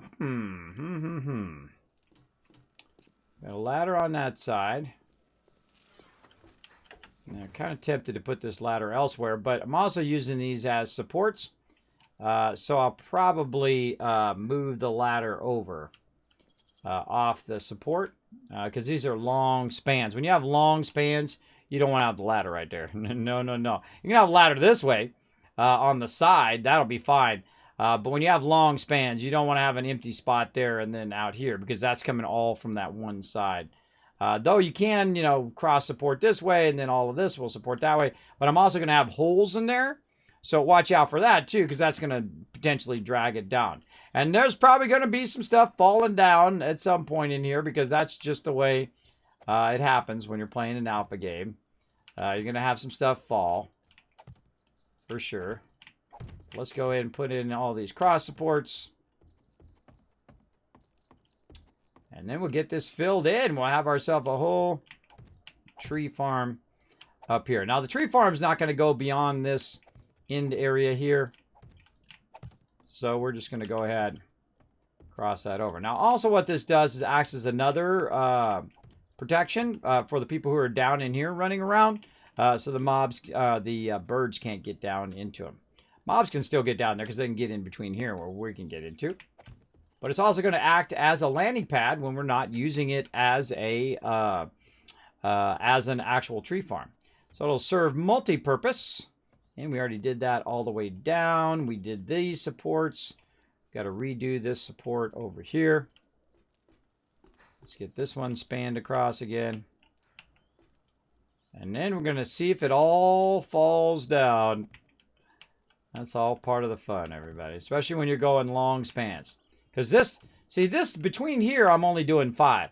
But across this way, I'm doing a whole lot of spanning across there. 1, 2, 3.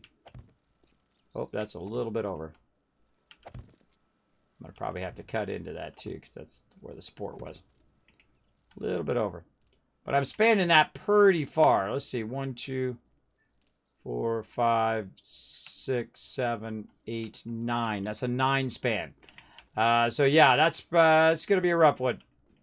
All right, run those across. We got one right here, which is going to go across that way, which is going to help with the corner. These ones we've all spanned. We span the sides here. All right, those are ready. Those are ready to go. Now, we need to figure out where we're going to put all of our dirt along the way. So we're going to go ahead and put those in. Get up there.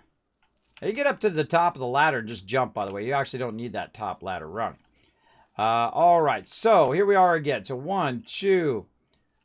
This is going to be a third one right there. So we'll put that one in. And then what we're going to do is just put in a frame in the spot in which that's supposed to go. So we're going to go ahead and take these out again. And then we're going to, again, 1, 2, 3. And then this is the one right here. We're going to go ahead and take this out. And so we'll just leave a spot for us to put the dirt in later. Because in this case, we're using frames as the filler. And there we go. 1, 2, 1, 2, 3. And then the fourth one here. We'll just put that there as a reminder. Again, I hate taking this out because this is a lot of work to make this, but we have a crazy ton of this now. Crazy ton of it. All right, in we go. Looking good. We're getting heavy into some building today, so settle in, everybody. We're going to work our way toward Horde Night. Day 77 on insane mode, so it's going to be epic, so settle in. Settle in. It's going to be really fun. Again, you remember, you're welcome to come join us on the Mega server. Make sure to read the rules. And once you do, feel free to hit that green check mark. You can check it out on the Discord right there. Or you can also check out all the other social media right there. There you go. Okay, right there. And then we've got 1, 2, 3 times a lady. Let's go. 1, 2, 3. And then this is going to be the one right out there. All right. Now, once you have one of them, of course, then you have basically the rest of them. This one over here is going to go right out here. This is hard to see with glass. Yeah, there we are. 1, 2, 3. So all of these obviously going to be in a row the other way.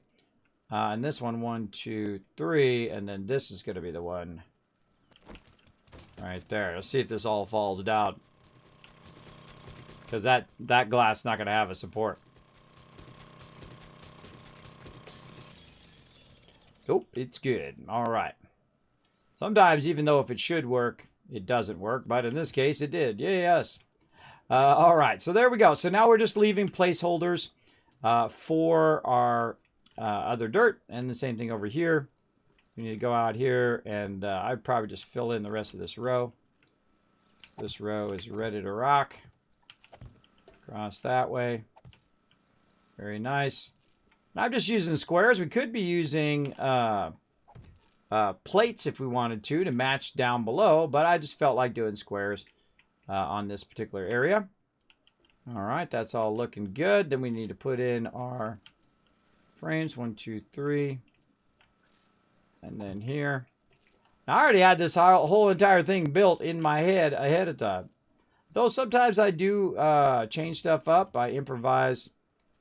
I improvise in the moment. I'll say, oh, well, you know what? This probably worked better. And then that's what I'll do.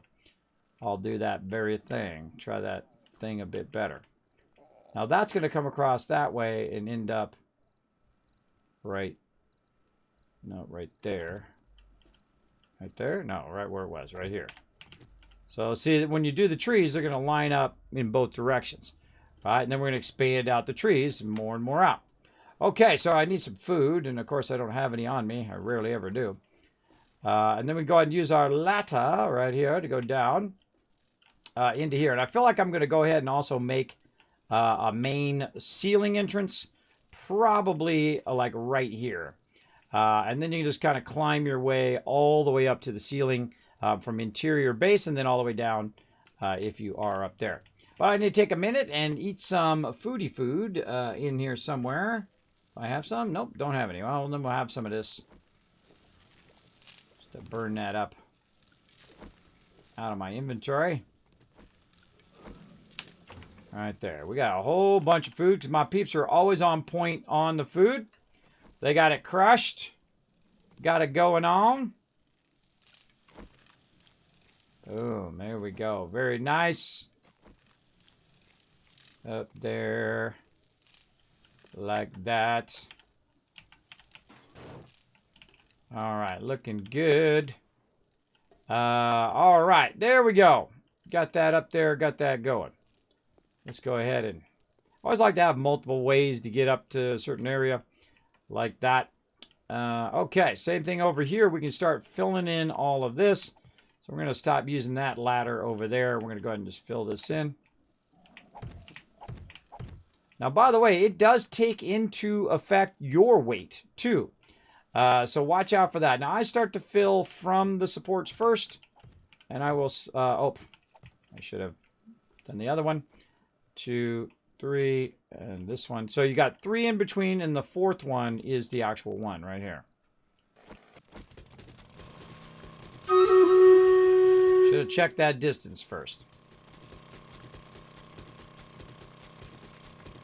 There we go. All right. Check it again. 1, 2, 3, and then that's where we're putting them. And then this is going to be too close. 1, 2, 3, and then it's out here. So I wouldn't bother to go that far. I would probably go to about here. And that looks good. And so we'll go ahead and start filling this in. Now I'm going to go around and fill in all of these blocks in between all of these things. And start working my way out from the middle. As you can see, I start working my way out. And then as I get further and further out, I'll put more of those blocks down and so on and so forth. But first, we're going to go ahead and do a battle while we're doing a little bit of glass. Let's do it.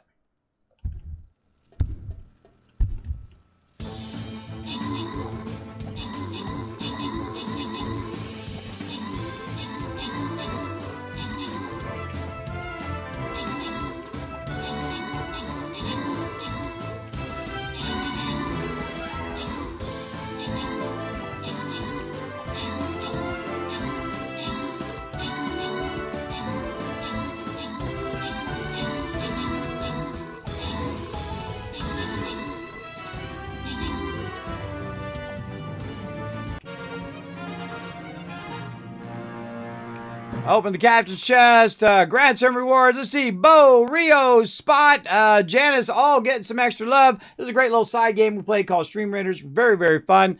Crazy yet again with MVP. Look at him go tonight. 16 assists. Look at him. He's carrying everybody. He's kicking some booty. Carrying him across the finish line. Let's go. MVP of that round. Let's see who's going to be MVP of this round. We're going to call out Norbert. Norbert's going to show you guys some love. I'm feeling right up the middle right here. Here we go. Go ahead and gather around my buddy Norbert. That's my little baby dragon. He loves to dance around the bid cup. There he goes. Feel free to come on in, gather around Norbert there, and then we're going to fire away in, try to get these guys right over there, get that loot, and move on to the next one. Now, when it's during an event time, I will run extra battles. Now here's the hardest thing right here, everybody. See right here, it kind of looks like it's filled in, but is it filled in? I can tell you it's not. It's actually not filled in because I filled in a little bit of that. Now, I hope you don't mind, but I'm going to go ahead and speed up a little bit. That's right. I'm going to go ahead and start filling this in. Now, when you got an empty hole, oh, there you go. You got to watch out, especially when you're working with glass. Now, a nice thing about bulletproof glass is that it does have the lines, so it's a little bit easier to see. But be very, very careful that you don't fall to your death. You'll see me kind of work back and forth, again, from the supports outward. Trying to watch out for that one there, because we want to put another tree right there. So there we go. We got another one in there, and then the rest of the glass in there. Easy peasy. Now, the easiest way to find a hole is to fall down through it. Which is probably what's going to happen at some point. For sure, for sure. Now, there's another one coming across this way, and we can see that we're lined up this way, so we know that this one's going to kind of end up in the corner right about there. And again, I'm going to speed up a bit. I hope you don't mind. I think you guys got the gist of this. So we're going to go a bit faster. Now, one of the fastest ways to fill is to walk along your support lines and fill long ways like this. And whatnot. So we're going to go ahead and fill out just a little bit this way.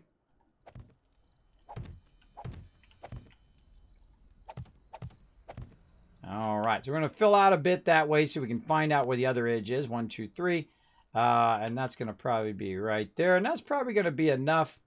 I don't want to go too far forward so it'll be blocking everybody's view when they're up above. But they're really not going to be standing up here too often. I guess if they feel like it, they can go ahead and get up here. But this is really going to be more for the tree farm, but also for when they're landing. I'm not going to have any trees out this way. We're just going to extend what tree farm we already have. And I feel like that's good. Again, very easy to fall when you're doing glass, even bulletproof glass. Because, you know, you get distracted. Did I fill that already? Did I not fill it? Now, if you're really extra paranoid, you can do that side and then come back and fill this side like this. Again, work from the sides inward. Like that. Ah, very nice. Whoop! And there it went. It doesn't matter if it should work. It only matters if it does work. And I knew that was going to happen at some point. When you're doing a heavy span like that, you're going to run into that kind of issue. Where, wait a minute, it should be enough, right? It's coming concrete from one side. Well, actually, one side is concrete, and the other side is actually glass. This side right there is actually glass. So this side has less support than the other side does. And I knew that was going to happen at some point, and that's okay. If it happens, it falls down, you got to redo it, and such is the way it goes, everybody. Such is the way it goes. Now, what I would do to solve this problem is just add another support about midway, right? Let's take right across from this one. Just add another support and see if that works, right? Because that should work in that span across there. But it doesn't matter if it does or not. It only matters in the end if it, well, it does. It doesn't matter if it should work. It only matters if it does work. We'll take that out. We'll go ahead and add a nice concrete beam right here. And this will be our support for this side. Right there. Nice, nice. Like it. Put our span back in. Make sure we're not putting a support where our trees are coming out. All right, another nice cross support there. And that should help us in all directions. So let's first put this support back in. By the way, did you notice that it cascade fail?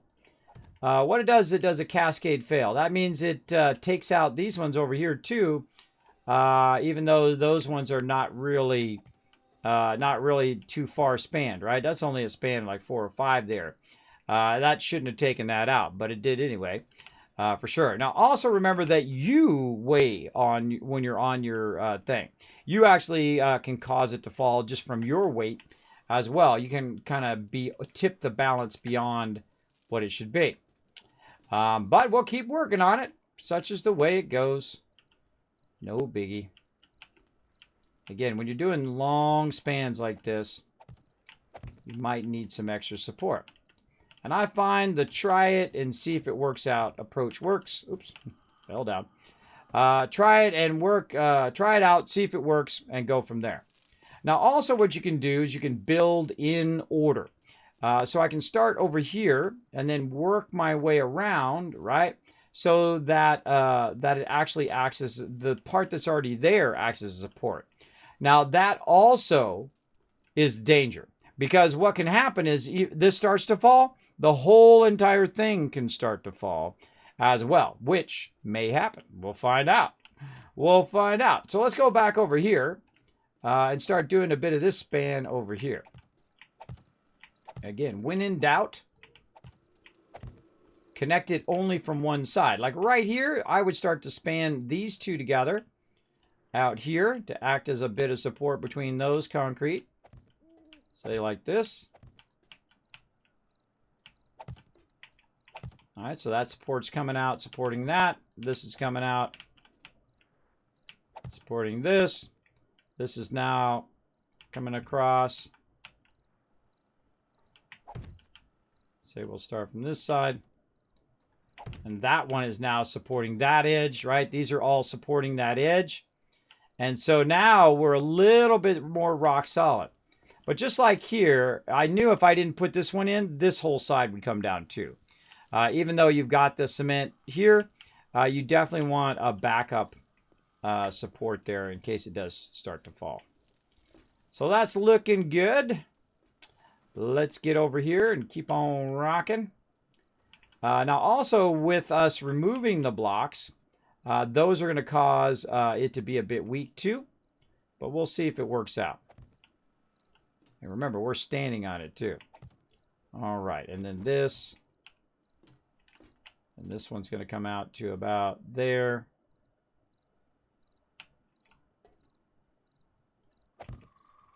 One, two, three. Let's see. That's one already. Two, three. Yes. Okay. Span those across. Let's keep going. Let's see what happens. Now, we have plenty of bulletproof glass, so if we do mess up, we can always go and get some more too. Again, you want to get into these side supports. So the side supports also causing a kind of a cross support across the thing, like so. And then we'll get into the corners here, and we'll just work our way around, like that.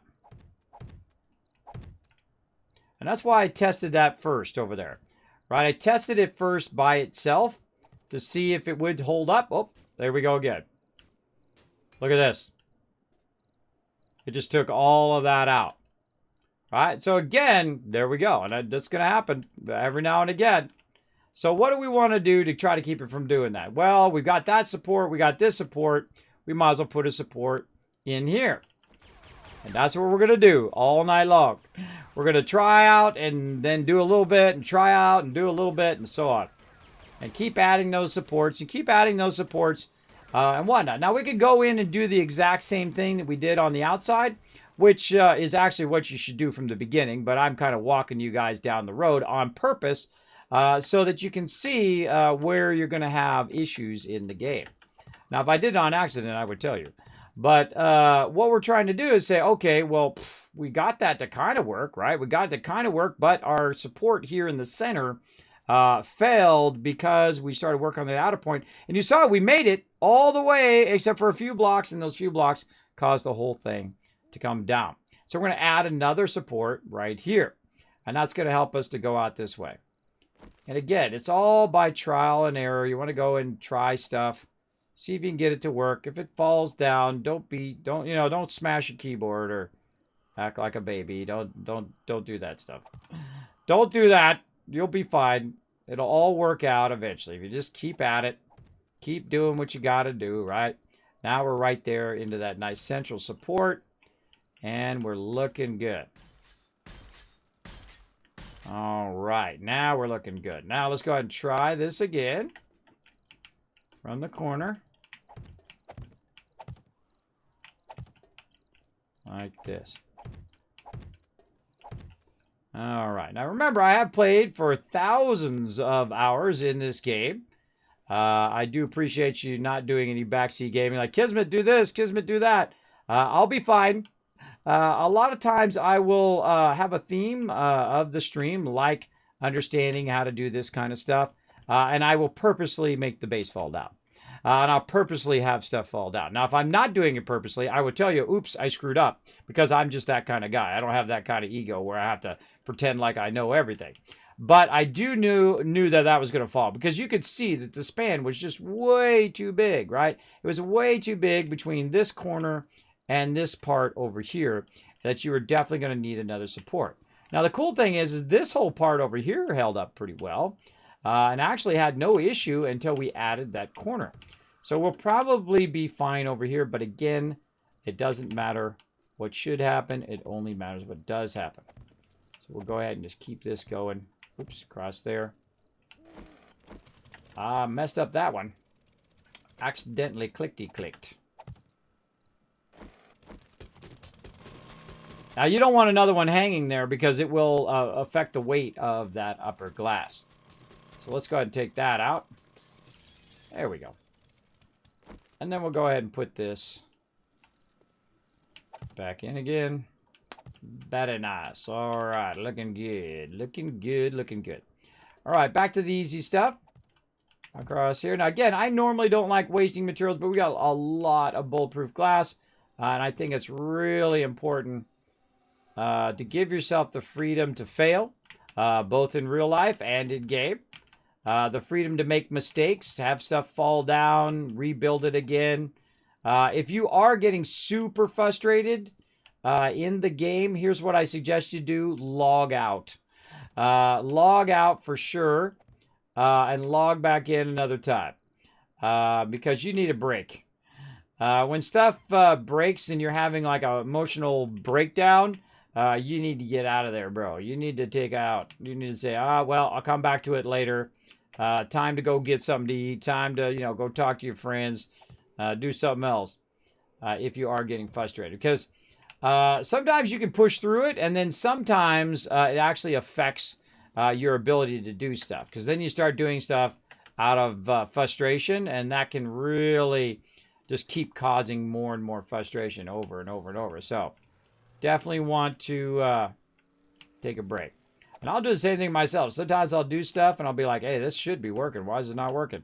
And then it'll just keep falling and falling and falling. Or what'll happen is like the game mechanics should work this way, but they work this other way. And they're not supposed to be working that way. That kind of thing. That's a surefire way for me to take a break. That's for sure. Another one up here, accidentally. Is it open? Yeah. Boom. All right. All right, so we got that filled in. Again, looking good. We got our nice side supports here. We got our new support over there. Run, roll. It's going to help us across here. I definitely would put that one in before finishing this. There we go. It's all looking good. Again, we got, yeah, that's hitting that side support. 1, 2, 3, looking good. And then we'll have our other thing. Now, see, I'm actually weakening the structure of this thing. All right, so I'm weakening it. I got to go down and get the rest of my glass. But I'm weakening it by, I'm going to take that out and put dirt in there instead. And so the dirt is actually going to weaken the ceiling as well. And again, it's okay to have stuff, fall down and whatnot. That's pretty much our lesson for today. Is it's okay if it falls down. It's okay if it breaks. It's okay if it does the wrong thing that you didn't want it to do. Again, plenty of glass in there. Plenty of glass. I'm going to try to get this done by Horde Night. We'll see if we can get it done. But it's really not for Horde Night itself. It's really for... it's just really for my peeps to land on it. And it's also for our tree farm. All right, let's get this going. Let's work from the side edge. And again, I'm going to speed up a little bit. I hope you don't mind. I think you guys got the gist of this. And let's see if we can get this in here. Get it going. It's all looking good.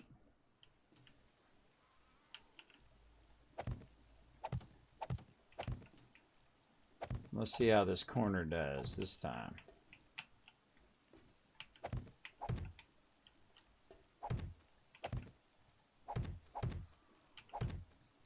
All right. That didn't take too long, right? It falls down. Didn't take too long to fix it and put it right back in again if you had the materials. Now, in this game, if you drop that and all that stuff breaks, you just lost a lot of material. That was a lot of materials I gave up for you guys.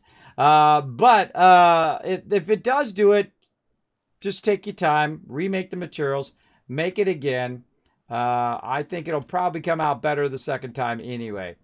That's usually how it goes. I find when something goes wrong, when I build it the second time, I actually improve upon what I did the first time. And so that's what we want to do. Always be iterating, always be improving upon our stuff. And again, normally I don't like to waste materials, but I feel like that was a worthy cause. You guys to get the general gist of that.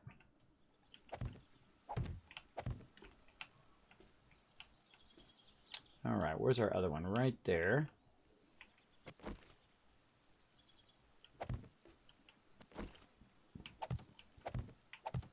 Okay, how are we doing over here? Oh, that one fell down too. We have to work on that one in a bit. Well, let's keep working from the corner. Over here, we'll just work our way around till we get it done. If we get it done, we might be putting the whole thing back up again here in a minute. We'll see. See how it goes. Again, doesn't matter if it should work. Only matters if it does. All right, then out from the outside in. Hold it that way. Cross connection this way. Now this is the easiest way to fill it in, but you really want to fill it in your cross beams, especially if you have cement on both sides, because that's where the main support is. Again, now remember the inside part there is actually glass, so it's less support from that side than it's getting from this side. Now I could go in and line that with cement, but I'm trying to avoid doing that so that I can have it all glass. But if it has to be done, it has to be done. There we go. Now we got all that done, right? Yeah, we're looking good. Now, obviously, if we couldn't span the corner over there, we're going to have the same problem when we get to this corner over here, right? So we need to think about that. Oh boy, we need to go in and put in another support. We've got a support here, but down here somewhere we're going to need a support from the ground level, not just from up here. You don't want to just put this up on the top if it doesn't have something underneath it, which this does. This has supports underneath it. That has supports underneath it. That's all concrete. Even though it looks like it's just a thing there, it actually has it's actually all concrete, and this is the full block of concrete. Same thing here. But this over here would just be glass, so it would just fall down anyway. So we need to look at it from the corner, right about here. Let's square it off with that. Let's say right about here. Let's get our frames out. Let's say right about there. And again, square it out from the corner. Say like this. This is where our corner is. And we can just go ahead and do this, right? Put in all your frames like that just to show you. I already knew where it was, but you get the general idea just from doing a lot of building. You get the general idea. There we go. So we're going out from the corner, and then we want to line out over there. Oops, darn it. Wrong one. I meant to do a frame there. Clicked it a little too early. Always when I'm taking stuff out, I run out of gas. I don't know why that is. Every time. Every time. All right, let's try it with frames this time. And let's say right there. Yeah, I don't really like it right there. And I more like it right about there. Or maybe there. Yeah, I feel like that's probably better. Now that's going to be a bit offset. But that'll be a better spot right there. So So let's go ahead and put one, say, next to it. Right there, and we'll look again. Yeah, it's right there in the corner. Perfect spot. Okay.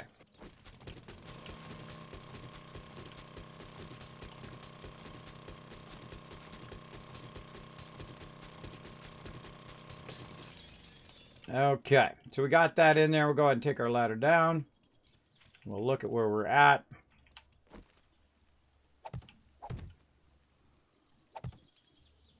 Much more dangerous to span it down than it is up. By the way, this right here, I believe, is dirt, so we'll take that out. Go ahead and put that down in the dirt. Put that like that. Add another foundation in the dirt area. And then all the way up we go. Very nice. Okay, that's now in position. Hopefully that will help our overall support so we don't lose this whole side as well, but you never know. All the way up. Very nice. All right, here's a little trick, by the way. If you want to jump down from way up here, just hit the side like this. Put a block there and jump down. And then you can go ahead and put another block, or you can just jump down again and hit this, and then you're good.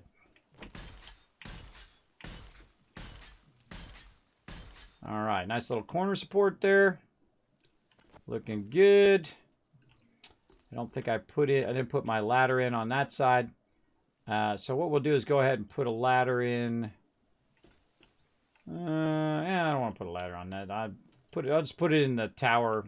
I'll have it on both corners of the tower to get up to the very top part. Then we'll also have an entrance over here. And then an entrance in the absolute center right there too.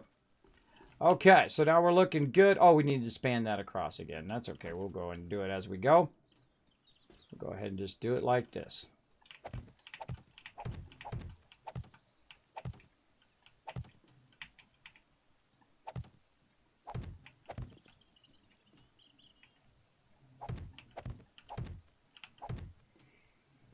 This stuff takes a lot of time and effort, as you can see.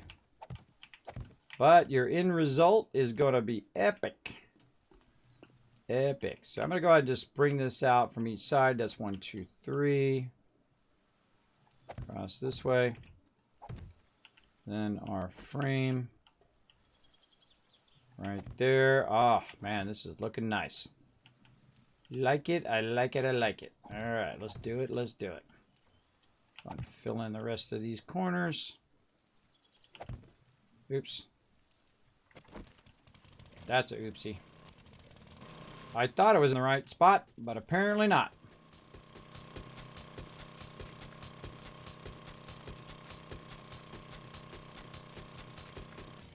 Best to take it out right away while you're thinking about it. Otherwise, you'll forget about it, come back later, and be like, oh, I gotta climb all the way back up there and fix that.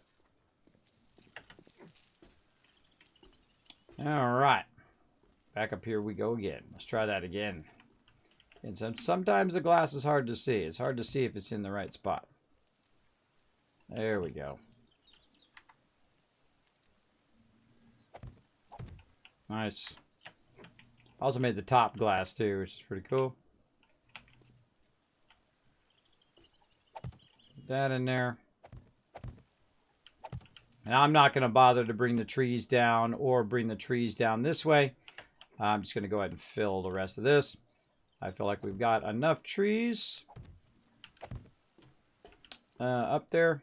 I was going to build a really big one, but because we're using glass, we'll go ahead and just downscale it just a bit.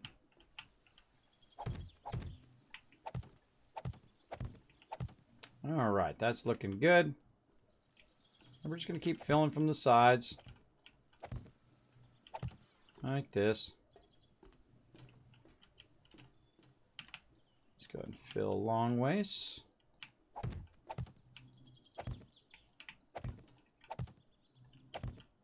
Now, our supports are not directly across from each other, but they still work together to support it. They don't necessarily have to be exactly across from each other.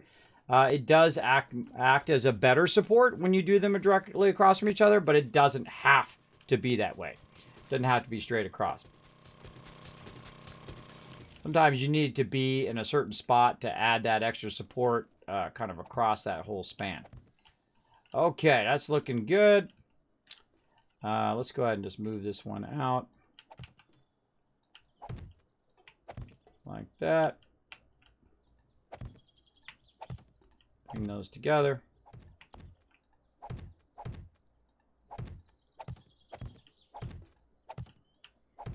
Now here's another thing that can happen.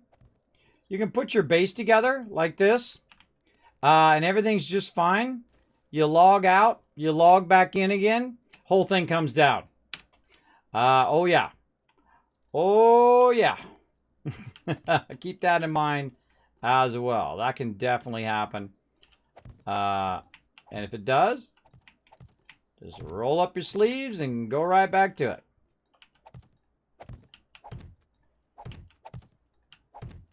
Yeah, my biggest thing is always the last block. Because sometimes I put the last block in, and that last block caused the whole thing to fall down. Like you saw over here. That one block, right? It thought that that one block was too much, and boom, down it went. Now again, when I take these out, these ones here, that could cause the whole entire thing to fall down too. And this one right here, I'm not going to put there because that is quite a span. So I'm not going to bother to put that corner one in. But you get the idea. Now those should be where all of our tree farm is. Now do I really need the tree farm? Not really. I could probably just go without it and say, you know what, our tree farm is fine. We'll just have this as a landing pad on top of the base. And that's good enough. But I'll decide that as I go. We'll just keep going. We'll try to finish this up. Try to put some of these cross beams in. Over there if we can. Yeah, we got to put one in from the side.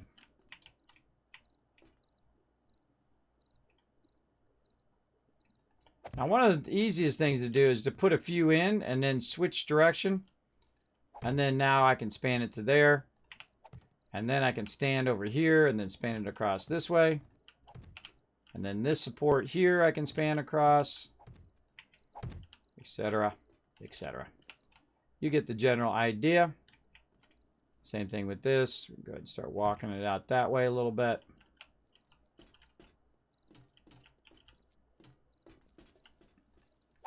Start to fill these edges in. There's quite a bit of a span over here too. Kind of feel like we should probably put in something right about here ahead of time. Let's see what we got below that. Yeah, right there. Right there.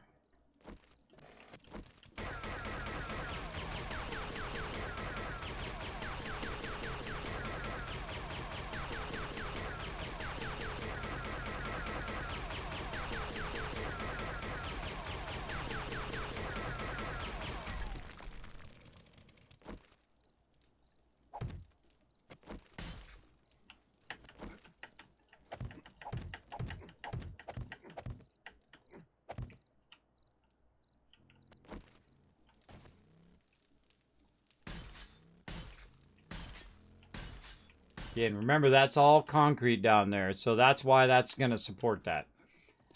Don't be fooled by the fact that it looks like there's nothing there.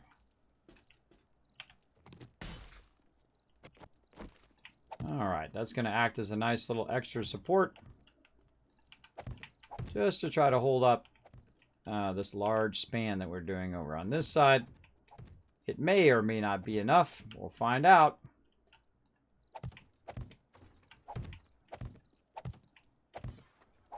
Again, I feel like that's enough for the tree farm. I probably might not even put the trees in there. I feel like at this point, we just want to try to get this done because we're coming up on Horde Night. So we'll just go ahead and just fill it in. Some nice glass. And we're going to test it out here in a bit. I'm going to go fly around, see if we can land on it nicely. Go from there. Nope. Banned it too much. Well, that's one way to get rid of that extra block. Accidentally put an extra block there.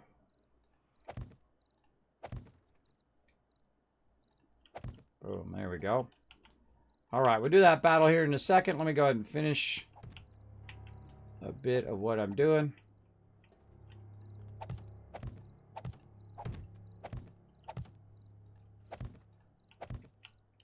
right, that is very nice.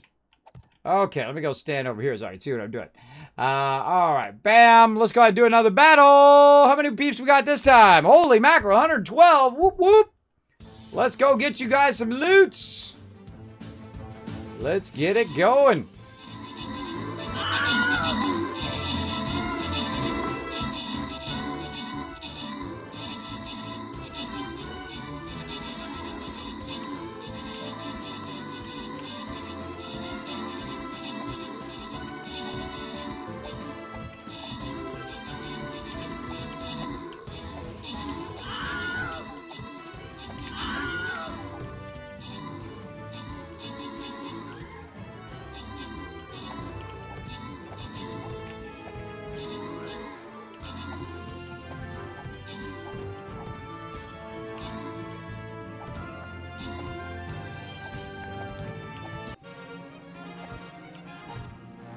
All right, there we go. Open the captain's chest. Boom. Grant some rewards. Let's see. Rio, Be Cool, and the random DJ coming in getting some love.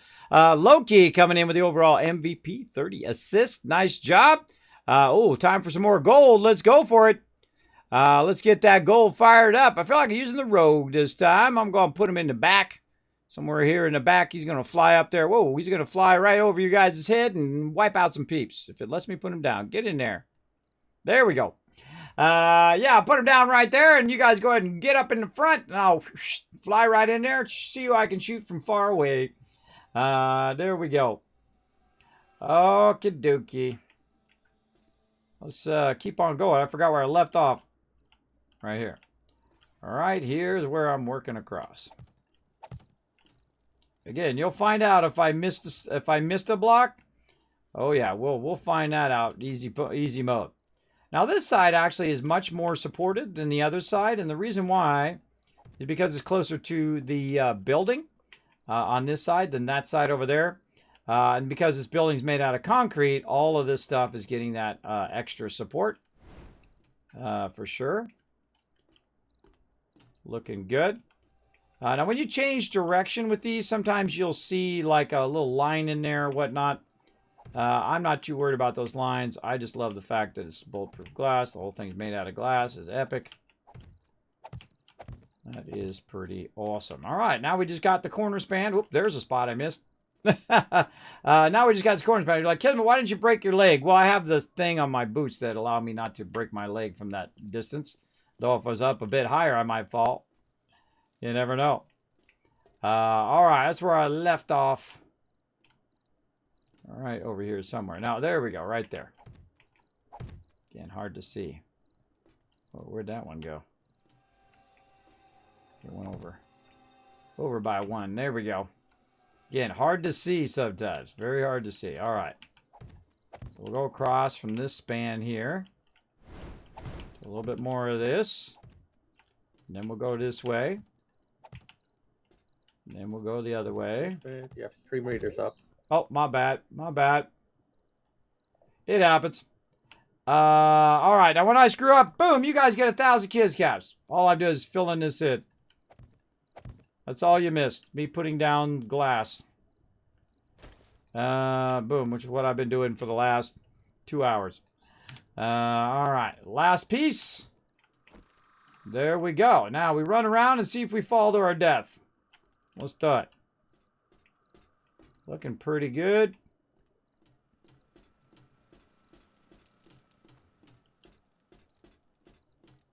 Looks good, looks good. All right, looks like we need a block right there.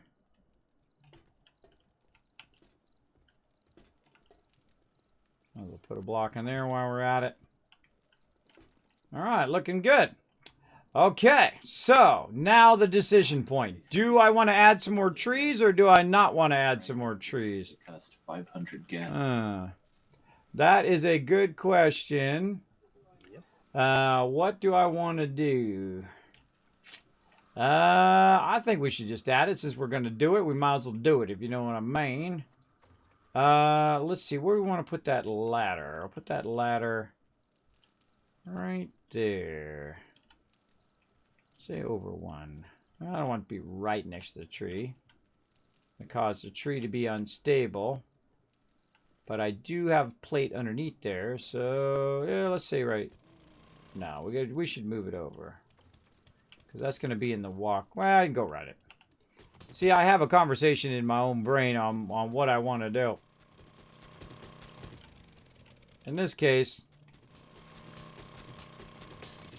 go from right there. Right there. Here we go. Ready? Whee! You got to run forward so you hit that ledge. All right, so we're going to go from right there all the way down, down to here. So let's get our ladders and see how it looks. Now, I highly recommend trying stuff and seeing how it looks. And if you don't like it... Oh, I used up all the ladder, really. No, I must have it in my box. That's probably where it's at. Very unusual I use up all the ladders. There we go. Try it out. See if you like it. If you hate it, then do something else. That's what I typically do. Now, I like my ladders to be nicely placed like that. Make sure you got lots of room to run behind them. Yep, looks good. And then we go ahead and go all the way up toward the thing here. Now, if you aim toward the current ladder, the top of the current ladder, you sometimes can get it in there when it's not being too feisty. Sometimes you want to move down. But you got to hit that edge just right. And I feel like that really needs to be worked on. But we can just do this from the top down. That also works fantastically. There we go. So there we go. We go all the way from the bottom of the base to the very top. So people can land on the top and just go straight down in the base. Now, you don't want stuff coming down in the base. So you want to do a nice hatch here. I want all birds flying down, attacking my peeps while they're down there doing production or whatnot. So I do like to put in a hatch. Now, I'm very particular how I have my hatches. I like to have the hatch go backwards like that or away from the opening so that when you're going up the ladder, that you are able to get up through here and through the landing without hitting the back of the thing. Right? Now, also, I kind of feel like since this is such a long ladder, I don't want people falling off like that on the side. And so we're going to go ahead and create a nice little side edge to it. Now, one of the cool things they did add to the game is the ability, of course, to change the frames within one single frame, as well as they did add plates to our rebar frames. So that's awesome. So I'm going to go ahead and do a bit of advanced here. And I'm going to go ahead and put that in. But you know what would even be cooler? Hold on. We got plenty of glass left over. All right, you thought I was going to run out, didn't you? No, I made a whole bunch. Or really, we made a whole bunch. So let's try it with glass. So this way, it's not obstructing everybody's view when they are running through the base. We'll get this a bit started. There we go. Now, another little trick is to get up on the ladder, and as you go, just kind of backtrack up. Oh, that is awesome. You guys like that? Put a 1 in the chat. I think that turned out amazing. Amazing. Okay, now see when you're going down, you're not so worried about going out the side. Now, you don't have to have that. Not everything requires a ramp side edge. But I really like that. I think that's nice. That's going to be real nice for my peeps going up and down. There we go. Beautiful. Beautiful edge. I like it. I like it. I like it a lot. Okay, now we're going to upgrade all of this over here. So let's go ahead and get some of our upgrade stuff over here. Iron to steel. Let's get that, and we're going to call that a done. Now, I could go in, by the way, and do what I normally do, and that's do a jump entrance. But this is definitely going to be a permanent entrance and exit of the base. I can tell you that already. I'm just going to go ahead and make it nice and steel. There we go. Now, we do need another little finished touch on the ladder, and that is to color it the proper color that's going along with the rest of our base. So I'm going to go over here, get my paintbrush, put it down there, get a little bit of paint. And then we're going to go ahead and we can pick it up, by the way, from our other ladders. So we just go dropper. There we go. And make it visually easier. Now, it may seem like I'm going to paint the thing behind it, but because it's the entire block in front of me, I can very easily just, wherever I feel like it, within that parameter, and it's going to get the ladder each time. So very easy to see, very easy to get up to the top. Looks awesome. Okay, now we're going to need some dirt. Now I could go in, by the way, and add another edge so you don't fall out. So if you are going down and you go too far forward, you could fall out as well. I probably won't do that, and the reason why is I'd have to span it across. You definitely want to do this first. Actually, maybe I will do it. You'd have to span it across this way first. Otherwise, it's not going to hold it. You're going to need something to hold that outer plate. And then you want to leave at least 2 at the bottom, 2 blocks at the bottom so your people can walk through. But, you know what? Let's just do it. What the heck? We already started it. Let's do it. Otherwise, it'll have nothing to hold on to. And you definitely want it to have something to hold on to. So it's holding onto the side, and it's also holding onto the roof now that I attached that top spot. So it's like a little glass tube that you go up and down. Actually, it looks really cool. It looks cool, right? Yeah, lots of ones in the chat. Yeah, that looks awesome. All right, I like it enclosed. Very nice. Okay, so very cool stuff we doing today, bro. We getting it going. Okay, so we're going to need our dirt again. Let's get our dirt out of here if we've got any. Or do I have it on me? I don't have it on me. Oh, I got one of his plots over here. Let me go ahead and put that in the garden before I forget. Put that away in there. Yeah, so we're going to have to grab our dirt over here. So we'll go into building. We'll grab our dirt. We're going to need to put some plates underneath some of those. We got that. So let's go. Boom. Okay, now the easiest ones are these ones here that are actually on a cement edge. These are going to be the easiest ones to do without the potential of the whole entire thing falling. I missed a spot. Yeah, I knew I would. That's what I told him. I said I'd find all my missed spots where I fall down one. Yeah. Bro's got my back. Hold on, let's go fix this spot. Bro.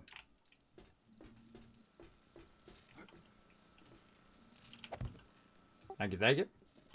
All right, so we got that taken care of. Now back to this over here. So again, this is the easiest plot to do it because I've already got the cement underneath it. Now, one of the things that I've found in this playthrough is these ones here actually have plates underneath it to kind of cross support underneath the actual dirt. You don't want to have no support under the dirt. Whoa, whoa! Big raid coming in. JC Hunter coming in, showing the love. Thank you so much for that. Let's show some love in the chat. Let's give them a shout out, mods. Thanks for bringing your community into mine. Hello, everybody. My name is Kismet. They call me the Wasteland Tycoon. I play a lot of games, including one of my favorite of all time. Look at my, the Fun Pimp sent me this. 7 Days to Die is one of my favorite t-shirts. It's funny how many people play 7 Days to Die, by the way. I've gone out, like, you got my oil change. The guy's like, you play 7 Days to Die? I said, yeah. He goes, oh, I love that game. And I was like, me too. I love how you can talk to people of all ages about games. That's what I love about games. So thanks for coming in, JC Hunter. Hopefully you had a fantastic stream. Appreciate you coming in, showing the love. Welcome to all you raiders. Come on in, hang out. We're going to play some 7 Days to Die. As you can see, building a mega base right now. We're actually finishing it up. We got a little bit more pieces to put in, and then we're going to have the mega Horde Night coming up. That's right. It's going to be insane. Day 77. We're on insane mode. 320 total zombies can be on the screen at the same time. Yeah, it's pretty scary. Hold on. Before I do this, hold on a second. Hold on. We got to do this first. Hold on. We got to go back to our squares. What we got to do is we got to go underneath all of these, and we've got to cross support underneath these to make sure that it doesn't fall. Oh, we got to take these out too, right here. Oh boy. Oh boy. See, taking stuff out is the scariest thing in anything that you do, because that could cause a cascade failure. But we love to just go for it. Now, we've had this fall down several times, a couple times on purpose, and just to show what can be done and what happens as you go along. And again, sometimes things will fall down. Sometimes you'll be like, dope, I messed that up. That's okay. That's okay. Don't get all triggered. to get all triggered, brah.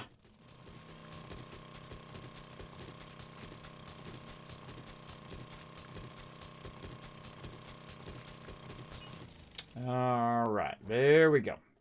Okay, so what we want to do is get underneath these. Oh, it's daytime. Day 76, day 77 coming up. Horde Day. Now, again, underneath these, what I did is I went in and I created some flat, what are they called? They are called, plates.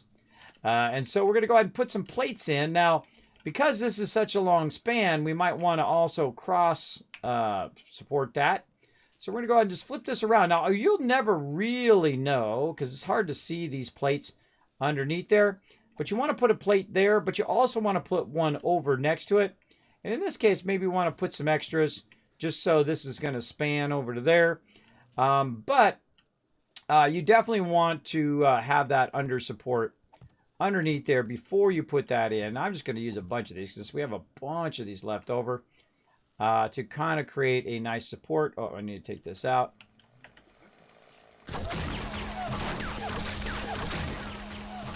I was only there temporarily.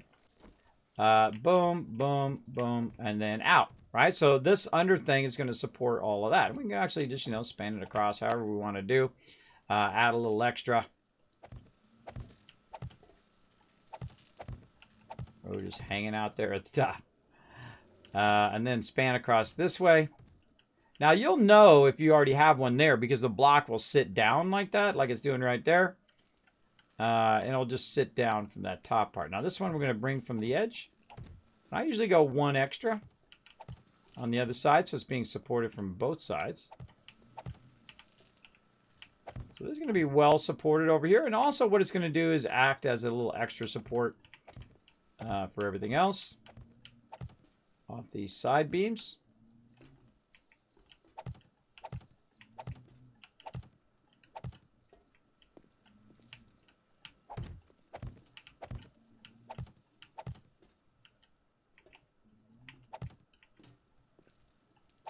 Yeah. Misclick. I do a lot of misclicking. Happens all the time.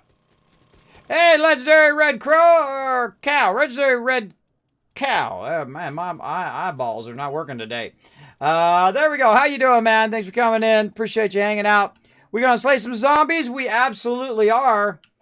We're gonna slay a lot of zombies. In fact, oh, I forgot to say the rest of that. So we're playing in insane mode. We're gonna basically 320 zombies can spawn at the same time in the game. We're about game stage 200 right now. I've been to game stage 700 before. And we're going to get it going on. Now, we have a loot respawn of every 5,000 days. That's right. We don't make it easy. We put it the hardest mode, the hardest way you can play. We got it all the way cranked to 11, so you're going to see some serious Horde Night action. Now, we usually do what we call half and half, and that's where we do half in the base. So I spend all this time building a base. I want to test it out. But after that, we jump down and we go hunting them instead of them hunting us. That's right. We'll go run around and we'll try to wipe them all out. Like I'm doing a lot of extra clicking here.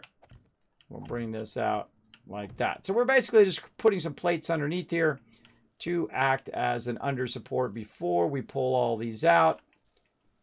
I feel like that should be good, but we never know. One wrong thing, we take out one wrong plate. Or one wrong box, and the whole thing could come down.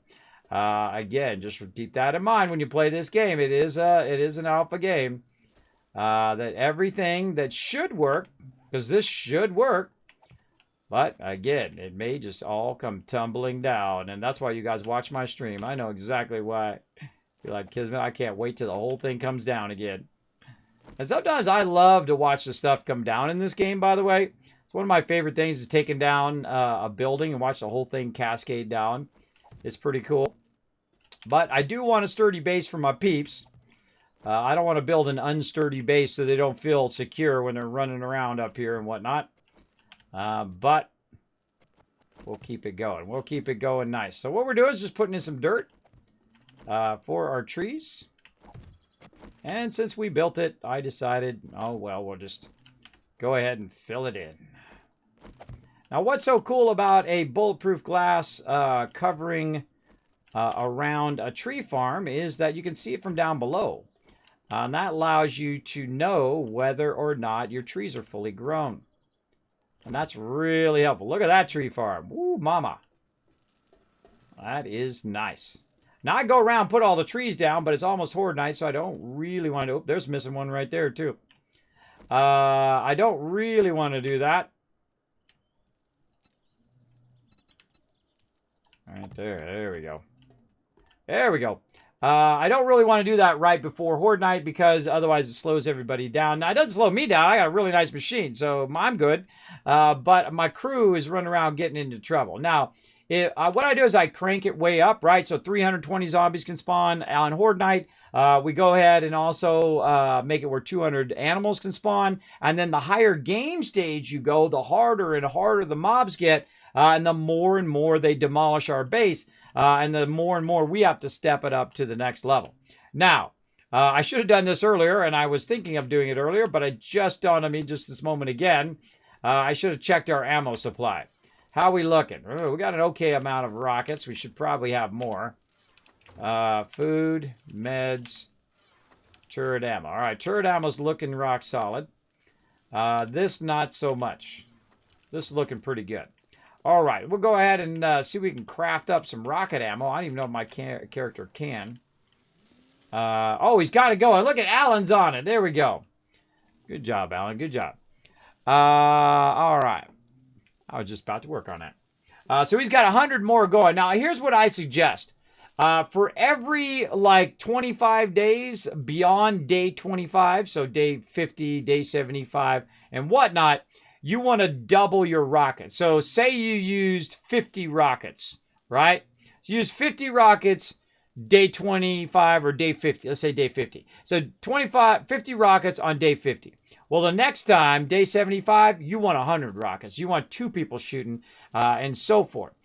Because what happens is the mobs start getting harder and harder and harder. And then those rockets that you thought you had enough last time is not enough. And that's why you'll see me constantly upgrading and iterating on the base is to balance that hardness going up, right? The harder the game gets, the more that we have to step up and do more damage, and then make sure that we take out those demos before they get too close. So demolition that's what demos is short for, demolition. And we have to have smart defenses in place, like the cage, like our defenses down below here, right? Like our drawbridge that we can turn off during Horde Night. We've got our multi-level or multi-thickness kill box in here. We've got our bomb wall to stop the bombers earlier than actually being on our inner base, because we don't want them to blow through the wall and then get into the inner base. That's the last thing we want them to do. And so we can also lean out and shoot them from out here. We can stay in here in the safety of this, so birds have a harder time getting to us. Though sometimes they do. If they're coming straight in, they will come straight in like that. But most of the time, they're up and they'll come down, try to grab you, and you can shoot that. Or even better, watch out for your buddy when you're running around. If you see one going for your buddy, you blast that sucker. And he'll never even know there was a bird there, hopefully, if you've got their back. Now, I put bulletproof glass out here so that you can crouch and reload. And so the cops will be hitting it from here. Now, of course, if they're over there, I ain't going to help you over there. But if they are in front of you, that'll help you.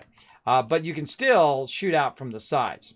Now, we got some work to do down there. And I feel like I'm just going to run down there and get to work here. We got some restoring work. Now, that's done, by the way. That's done. GG. We did it all today. I wasn't sure if I was going to get it all done today. But that's a GG. Oh, I was going to test it and see if we could fly out. Oh, I was going to also do the ramp launch here. Hold on. We got to do a ramp so peeps can launch off the top of the base. Let's see. Let's start one right here. Let's actually start with frames first so we can get an idea of what we want. A little easier to see frames. Okay, so we'll go with that. And no, none of those crazy. I'm probably going to run over, so if you got to bail, no worries, bro. All right. And we'll go down like this. All right, that's looking good. Something like that. Now, what's this for? This is so my peeps can take the ramp and then fly right out of the base. Now, normally you want to use wedges, but I'm just going to use ramps and test that first and see how that goes. Now, I'm going to go ahead and just use my my frames first before I put down the glass. No reason to waste any more glass. We wasted a lot of glass today for you guys. But again, I really don't like wasting. Even if we have an overabundance of it, which we do, I don't like wasting it. All right, let's try it. Oh, that's a win, bro. That's a win. That is an easy launch. Look at that. Ah-ha! That's got to be one of my favorites ever. Whoa, look out for the tree. Ah, God. Ah, God. Taking off. I use the C and the space bar, and every time I stop doing this for a while, I get rusty at the flying. I might see some buildings disappearing down there. That's because we've taken those buildings out. And it still shows you those distant POIs. But look at this. This is awesome. That is a cool looking base. Now, in theory, we should be able to come in and ease up. Maybe do a little dive bombing. Maybe do a little turnaround. Land right on the bottom of that sucker. We good. GG. Now, also what I can do is do what I call a bumper. And that's where you land and then you go and hit the edge, right? Like so, you could put blocks around the outside edge, like this, say, or even frames. You can put a block around the outside edge so you can just come in and you can hit that edge like this. Say you're coming in from either direction. Take that out because there's a ladder there. But you come in, land, and just ram into that and then stop. It's kind of like a net to stop you from falling. But yeah, that works good. All right, everybody, you're welcome to land on the top of the base or on the back of the base for your helicopters. Now I've got a straight line from the very, very top all the way down to the center area. So if you want to bring in your loot, you can bring it in right through the center. Very cool stuff. All right. Now I'm going to take this out for now, and if people need it, no big deal. But if they do miss this, they can just fall down below there, which is pretty nice. All right, I feel like that's pretty good. Let's go ahead and jump down, and then we'll say this is good over here. All right, now we'll go ahead and use our glass here, and we're going to use our glass as supports first. So we'll go ahead and go square. Go ahead and put those supports in like that. I'm going to make it nice and wide. I'm going to say about 4 wide ought to do it. Nice little supports there. And what the heck, we'll put one in there too. Let's really, I mean, hey, it doesn't do us any good sitting in the box. So the hardest thing is seeing the thing now. Seeing the launcher. I'm kind of tempted to actually leave it as cement. I don't know, let's test it. Would it be easier? But then it's going to block our view. I think once people know it's there, I think they'll be fine. Yeah, I think they'll be fine. All right, let's take all this out now that we got that in. Repair this. Bam. All right. Now, it's a little hard to see this, as you can see, but we're going to go ahead and put this in like this. So that's already at 1. That's 2, 3. Let's make it nice 4 wide. And we don't really have to put all these blocks in, but I'll just put it in just to make it look nice.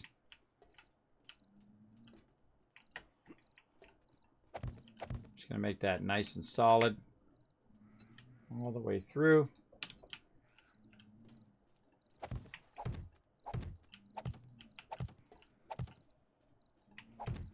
Oh, see, that's nice, though. So you can see through that, but still use it as a launch ramp. So when you want to see all the baddies running at your base down there,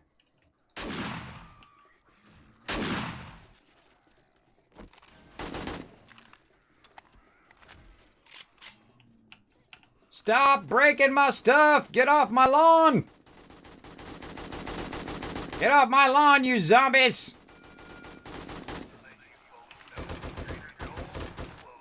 Do I come to your zombie house and go on your lawn? I don't think so.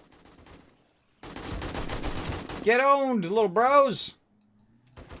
No, I'm out of bullets. That's a problem.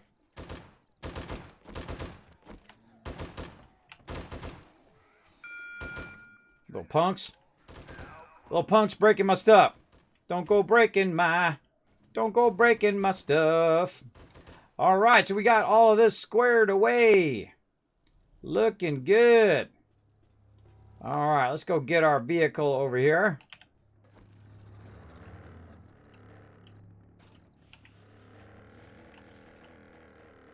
See how awkward this is? No, that's not bad. Dive bomb!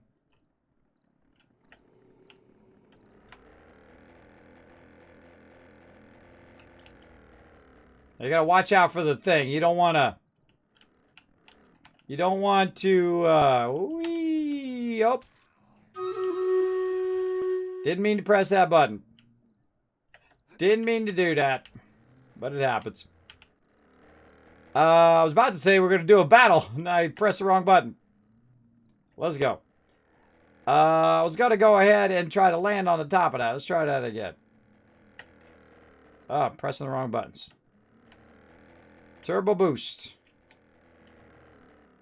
Now, I'm fine with this flying. You got to really learn to be subtle with it after a while, because it is a little awkward. See, it does that kind of bouncing stuff. And I just let it do its thing, right? Just let it do its thing. Takes a little practice. There we go. Now I need to fix my leg. You knew it at some point. Use those. By the way, did you know that if you're a subscriber, you have a broken leg emote? Use it right now in the chat. Perfect time to use it. Because you know at some point I was going to break my leg for sure. Heals a broken arm or leg more quickly than a splint. All right, let's use that. Boom. Nice. There we go. Bo's using his. All right, so I wanted to test this out. Someone's got their helicopter parked in the way, but let's do it.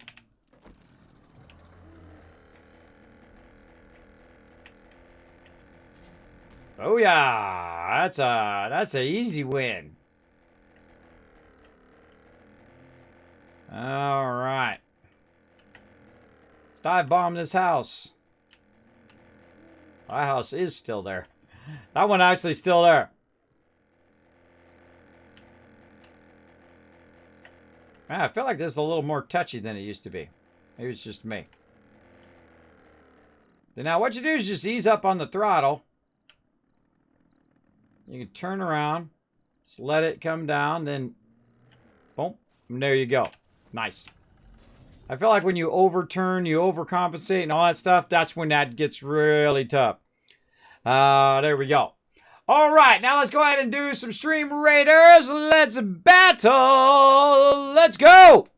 Now, we've been doing so many battles, everybody. I've been doing 8 hours, 10 hours, 12 hours, 14, not quite 14, 13 hours of battles all week long. All last week, we did battle after battle, and the week before that, battle after battle after battle. It's like hundreds of hours of battle, so you guys should be rolling in the loot. But we're going to do some more here while we're waiting for Horde Night. Let's get it going. Get it going, get it going. I remember that base too, yeah. I'm playing 76 for the first time, and story short, it's very confusing. Yeah, it is a little confusing at first, but it is actually very fun. You're welcome to come join us, by the way. If you're on PC, we're going to be playing on Thursday of next week. We're going to be playing half and half. A half of it, I'm just running around working on my character, and the other half, we're shooting off nukes. We're going in there, and we're doing events and daily quests and all that kind of fun stuff as well. Congrats, everybody. You got some love. There we go. Grants and rewards. Let's see. The Man of Steel game. JC Hunter, Janice, and Nightox all getting some love. Now, remember, this is a side game. So when I'm playing my primary game, if I run a little bit over on Stream Raiders, we try to work it into the stream. So don't get entitled, everybody. Don't get entitled. Say, Kismet, start the battle, start the battle. Don't do that. Don't do that. That's not nice. The Man of Steel Games, 11 kills overall. MVP. Man, we had a lot of units on that one. How many did we have? Holy mackerel. That is a lot. Let's see. How are we doing? 138 units in there. Oh, well, bye, bro. Bye-bye.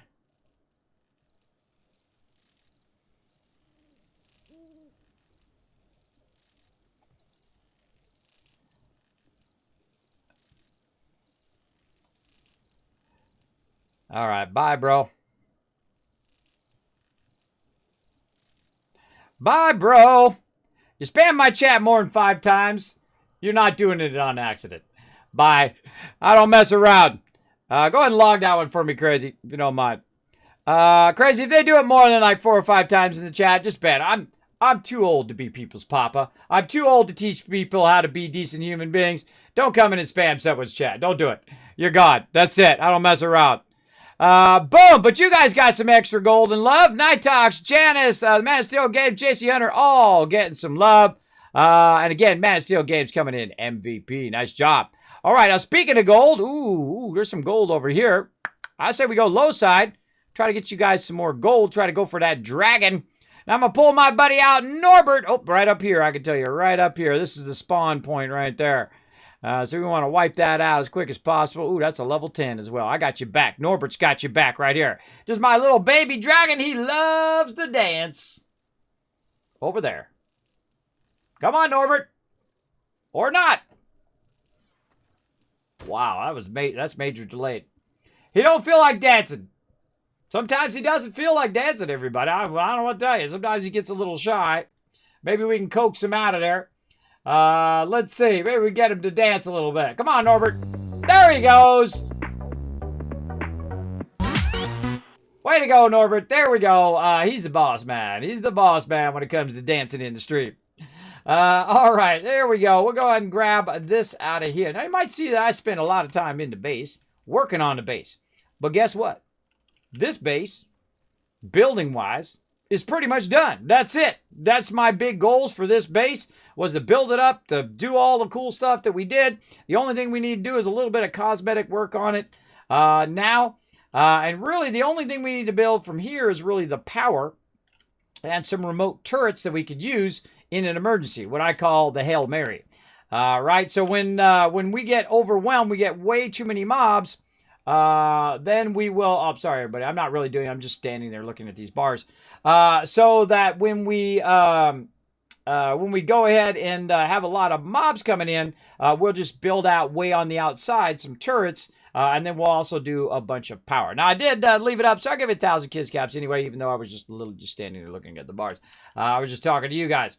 So we'll add some power. Now, these corner parts over here, that's what these are. These are for power. We'll actually have the switches up in here in the glass area where you can stand up here, take a look around, but still be protected in here. We'll put the switches on the wall or on the ground or up above, up here, into a second area up here on the top so you can see where the mobs are, and then you can flip the switches on and off up here in this upper level. So there we go. There we go. Okay, looking good. Looking good. How do you get to the basement of the base?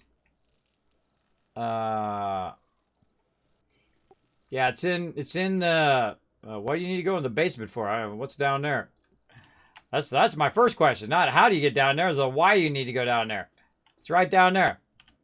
It's right by the bottom of this ladder. Yeah. The same place it was.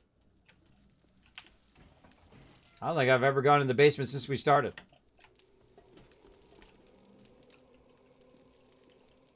Huh. Why we got drop boxes down here? People adding a bunch of stuff down here. That's weird. They got their drop boxes down here. You guys didn't need to put your drop boxes down here. Could have put it up above. It'd be down in the basement. Look at this. I had no idea. People just building a bunch of stuff in the basement. But such is the way it goes. Works good for me. Go for it. Go for it. All right, looking good.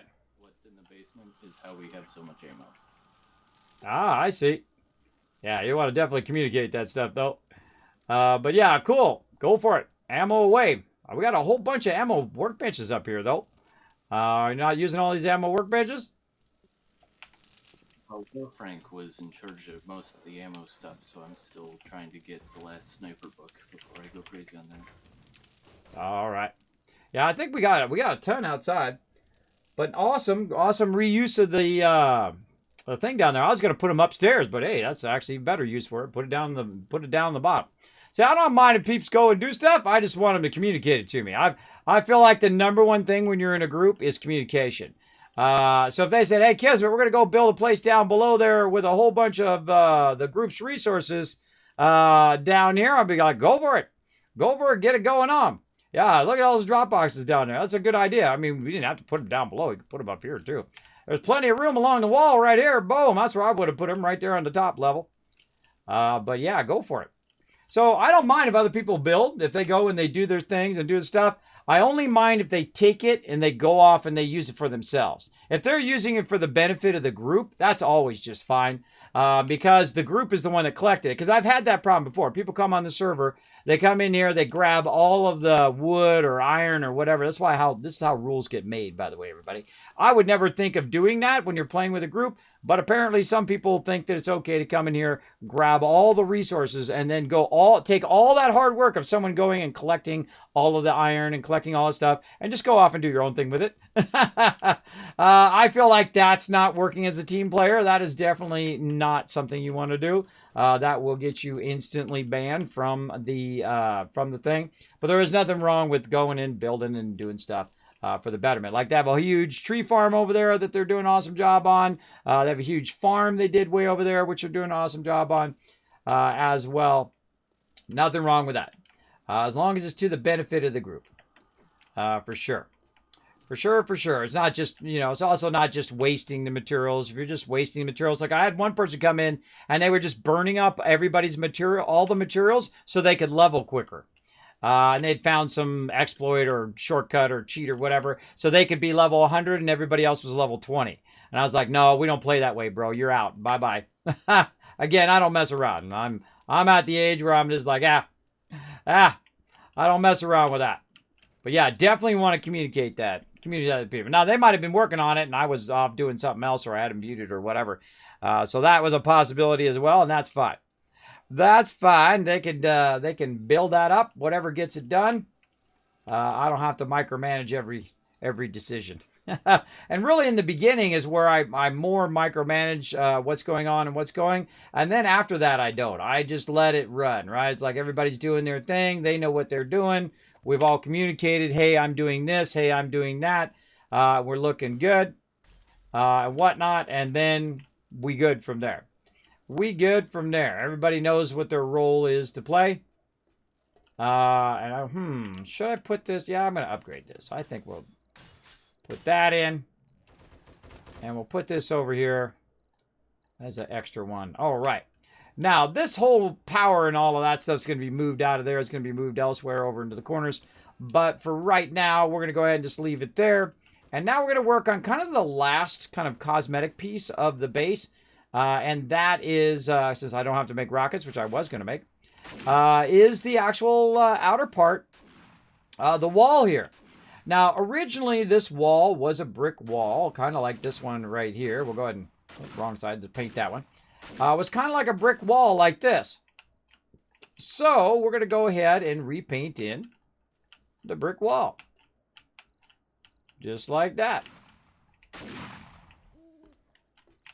So we're going to make it look like brick instead of steel. The mobs will never know. And so this is going to take a while. But if I go in and I try to global paint it, what it always ends up doing is overshooting and spraying in some weird way, I find. So this is why I will go through and do every single one. Now, not only do I got to do the inside, but I'll also have to do the outside as well. And so basically what we're trying to do is not only, make it strong and great for Horde Night, we're also trying to make it look great. And that sometimes is a hard thing to do. This is what I call step ladders in my way, right? So if you're in here and the mob's chasing you, got a whole bunch of mobs start running through here, you jump up here, you turn around, you grab that block, and you're up that ladder and you're out of there, right? Unless you fall down like I just did there, but you get the general idea. You out of there. All right, let's put that way at the end here. All right, now we're going to have some fun just painting. So if you didn't know, you can actually go in and you can paint in all of your stuff, and this is how I did all the rest of it as well. And we'll just go around and have a little fun painting. Hold on. Just dawned on me. I didn't do the side of that one yellow. Watch this. You can actually pick that up, paint that, pick this up, put that, oops. Nice. Just as I was switching over. Should pull that glass out of my bar at this point. Just was about to do it. I pressed the button and I hit my scroll at the same time. All right, you. Wasting my glass. Put something else in there. There we go. Should I make that yellow or not?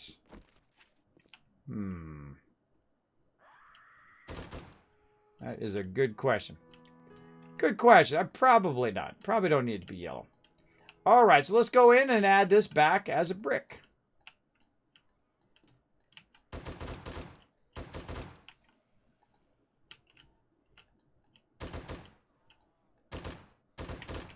It's very artistic. I love doing this kind of stuff.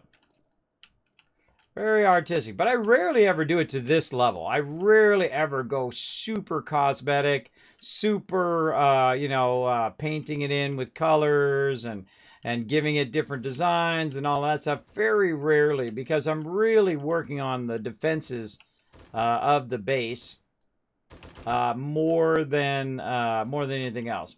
But every now and again, I'll just change it up. I'll change it up and say, this time I'm going to go very heavy in making the base look great. Like this. We'll come back and do the top side in a second. Let's just do the sides.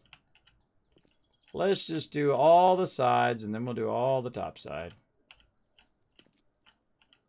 Now, I was going to use this brick here, but I didn't really like it, so I like this more. New brick.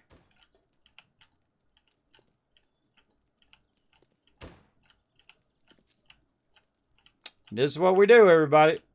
Now, one time I was making a firehouse, one of my favorites. By the way, that's about to roll up onto Twitch, by the way, or up onto YouTube. I saw that one was queued up. Where we're working on the Tycoon Firehouse West. We had an East version, which was an existing POI. And then we built an actual West side that was built from scratch. And it was awesome. 4-lane firehouse where you could just drive right in there. Really turned out amazing. Also out of bulletproof glass. I love using glass a lot of times because I feel like it's a great accent thing. You don't always want to make the entire base out of glass. Just structurally is not a great idea, but also very difficult for people to get around. Could someone lower the drop bridge for me? I'm getting close. Boom. On the way. Thank you. All right. Okay, now back the other way. I guess I could just do all of this. Just do it as we go, and when we get to the other side, it should be all done. Or we'll run out of paint. One or the other thing. One or the other. We have 749 right now, so we are looking pretty good. And really, this is the finish touches on the actual base itself. Kind of getting that going on. Did the bottom part, so I don't have to look down each time. I can just look up at the top. Helps a lot. Now, again, you can do kind of a blanket painting. I don't like doing that. I always end up where it gets places I don't want it to be. Oh, that corner looks cool in brick. Look at that. That's cool. That looks cool. I love trying new stuff too. I like trying combinations of different shapes and see how they look together. Once you're done doing all this, I hit one out there, but that's okay. I actually want to eventually paint that all out there too. All of this is going to be brick. Now, the funny thing is, if they actually do break through here, I'll have to repaint all this again after I restore it, but we'll get it going. Now, it's day 77. I could go out and repair our defenses, or I can paint this fence. Apparently, I'm going to be painting this fence. I feel like we'll go ahead and restart too. We're going to restart here about 1500. Just a heads up, everybody. Horde Night coming up quick. Remember, it's only 30-minute days, so it's going to be quick. All right, so I'm going to paint this a little bit more until it hits 1500. Then I'm going to restart the server so that it'll be optimum for when we do Horde Night. And then we'll go ahead and start prepping for Horde Night too. We'll see how much of this we can get done now.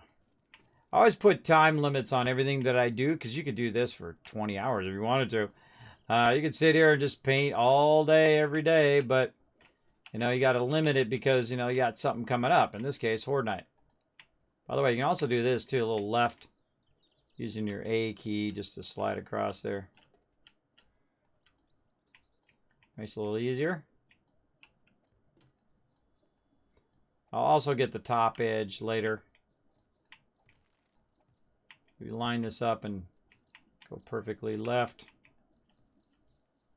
Well, at least attempt to. Get it going. And I'm the type of person that I can do this for hours. I have really high for repetition. Because I know what it's worth, right? If you put in the time and effort, that's going to look awesome. Like that. And then, of course, we're going to put it up on the top side, too. So, your whole entire thing is going to look amazing if you put the time and effort. We'll just do this corner just to get a vibe of it. So, yeah, that's going to look awesome. Going to look awesome. But we're going to probably not be able to get it done by Horde Night. And probably I'll come back next time and finish all of this. So, we're going to do our Horde Night. And then we're going to show you guys some love. Try to get another battle in. We got 13 minutes on the battle. So that's good. Boom, boom, boom.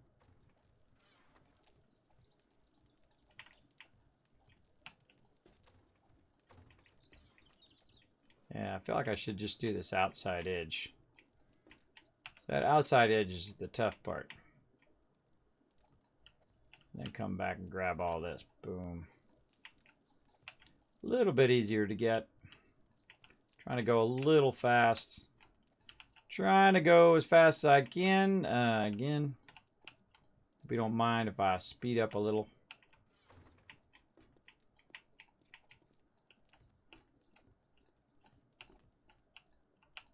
What do you guys think in the chat? You guys liking that? You think it's looking good? Oh, we're past 15. Hold on. I got to get out. Oh, bad. I just want to finish this, but that's okay. We got to go. Oh, it's looking good. I got to get in the base, so when I log back in, look at my crew already logged out, man. That's a good crew. That's a good crew that works together. Log in. Here we go. Let's do it. Let's do it. Let's get back in now and get it going. Wow, look at that map. There's a ton of peeps. Tons of peeps in this battle right here.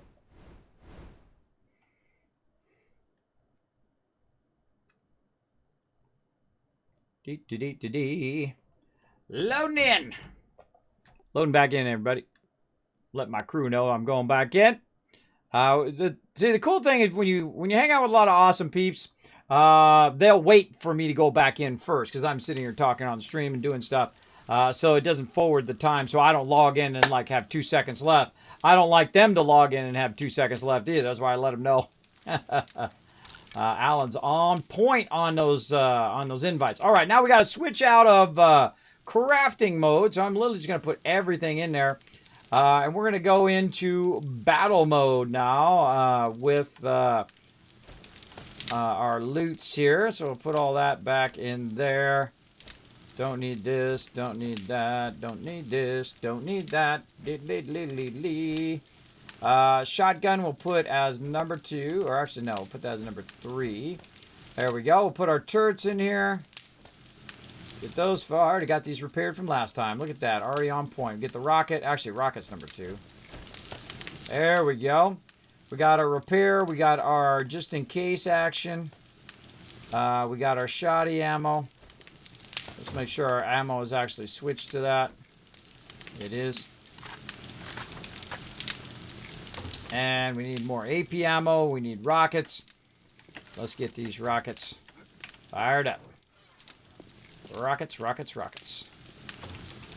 Alright, let's get this in. Like that. Oh, yeah, lots of rockets. Alright.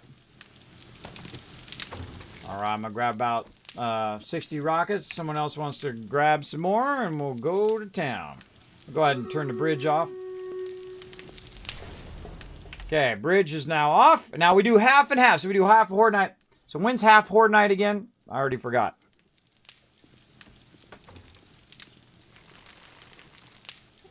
4 a.m. 4 a.m. All right. Awesome. All right, so let's do this battle, everybody, real quick before we fire up some Horde Night action.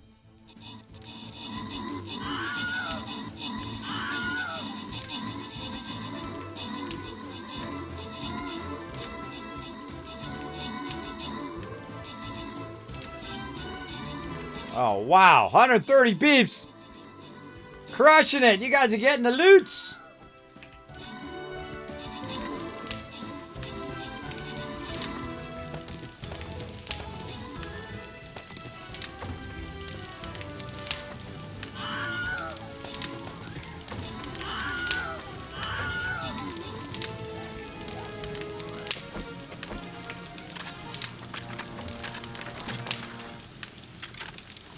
All right. Whoa, Bo, Rotisserie G, Spot, Rio, and Resin all getting some love. And Cosmo, MVP with a 15 kills. Nice job, Cosmo. All right. Oh, should I start another battle? Let's do one more. Let's do one more. This is probably going to take 30 minutes anyway. Let's do it right down here. I'm just going to fight away all the bad guys while you guys run around and grab all the loot. Works for me. Works for me. Now, you do want to support the stream, considering buying those skins on Stream Raiders. If you want me to do even more battles, go right in here. Search for a captain. That's me, Kismet. Right there. Go ahead and get yourself a Norbert. Look at him. He's so cute. And, of course, you can also get the tank, the Kismet Wasteland Tycoon. Of course, rock the yellow fedora, everybody. It does help support the stream. Let's also go ahead and take a look and see if there's any scrolls we want to buy. Oh, we still got an hour and 36 minutes on that. Oh, well, that's fine. Put that back in there. Let's get back to it because, boom, it's almost time. Now, what I'm going to do is go ahead and load myself up with some serious amount of AP ammo up here. So there we go. Got a little bit of that going on. Let's get this unlocked. Now, I usually like, depending on how many people are on the server, I like to have between 2,000 and 3,000 AP ammo. And I like to go ahead and preload all of my weapons ahead of time. I like to have them all repaired as well. There we go. Also want to just kind of slide some of your ammo in there. And that's when you'll know when you're out of ammo, usually, if you slide it right in there. For sure, for sure. Now, come and join us for some Stream Raiders, everybody. We have a good time battling it out. We've been battling and battling and battling, getting you guys crazy tons of loot. Feel free to come and join us anytime. It is free to play. Find the link right there in the chat. Come and join us. I'm going to get a bunch more repair kits. What else we need to do? Food and water. Let's go ahead and just do some. We got any spaghetti in here? We do. Let's go ahead and boom. That spaghetti is worth a lot. Boosting the spaghetti. Couple of these babies. What's this? That's a tuna fish gravy toast. Oh, that sounds terrible. Whew. Ooh, that sounds terrible, everybody. I don't know about you, but this one right here, this is 122 food with 1 spaghetti. That's pretty nice. So that should bring me way back up again. And I'm kind of waiting for my water to go back up. See where it lands. We're looking good. Ooh, look at that sunset. Now, they did improve the lighting in this game. It is way better. It's very, very awesome. For sure. Now we always start on the west side. Oh wait, I gotta start the contest. Hold on. I got to hurry. Contest. Now you guys are gonna try to pick which way will the mobs spawn.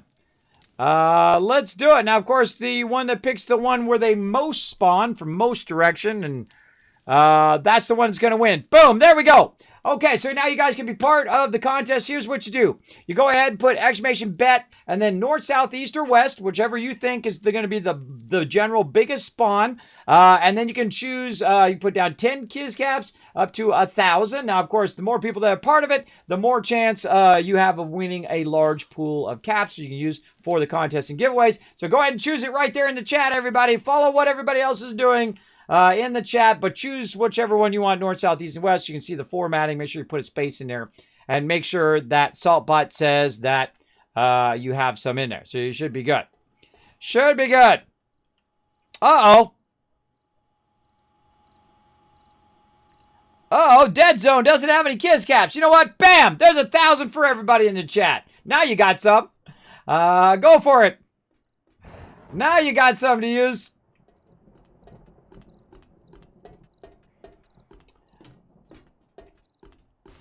I've actually seen people come in. I've given Kiz caps. They've turned 1,000 into 10,000 and 10,000 into 100,000. I've seen them do it in the chat, especially on these contests that we do from time to time. All right, let's close that. What am I doing? I am looking at my food and water. That's what I'm doing. Food and water is maximum. Let's see our meds. Maybe we get another med in there. Oh, motorcycle. Where's my motorcycle? Where is it? I think it's in my box.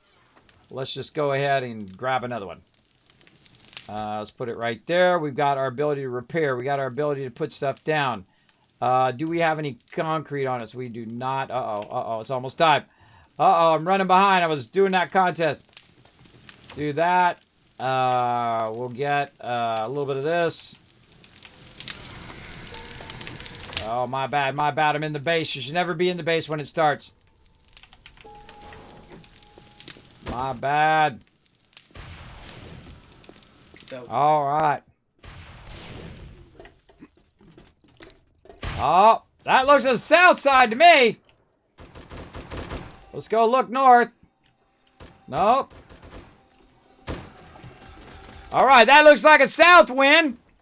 Pick a winner. Boom. Guess what? If you just pick south, you just got a bunch of Kiz caps. Ha ha. 9,000. Holy mackerel.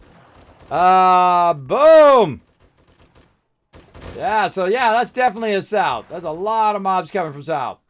Okay, let's get in here. Let's get in here and have some fun.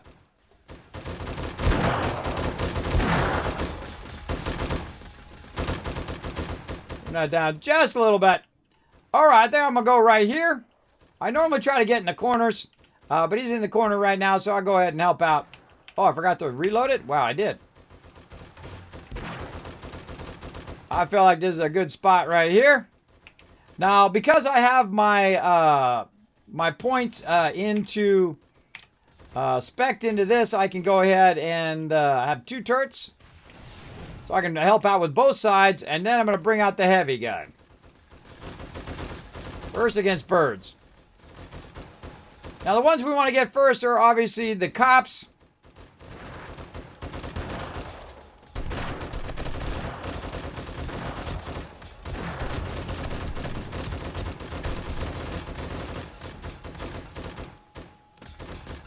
So many cops, but you know, you also want to let your defenses do what your defenses do, right?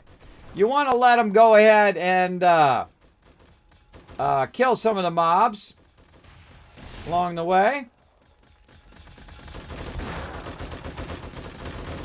You also want to get rid of these crawlers. Whoop!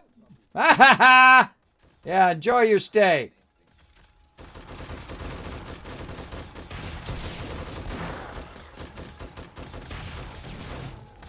I love the new rockets. All right, bombers coming in. Keep an eye out for them.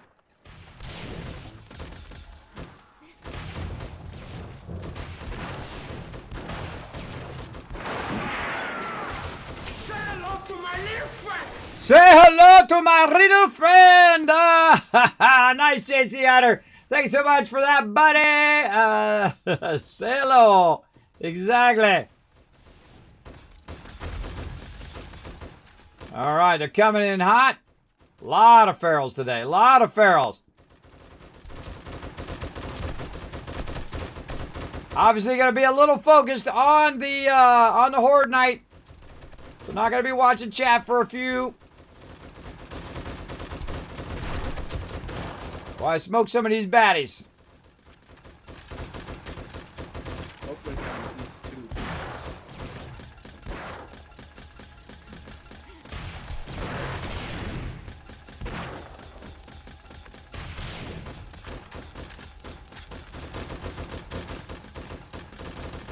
They rotate.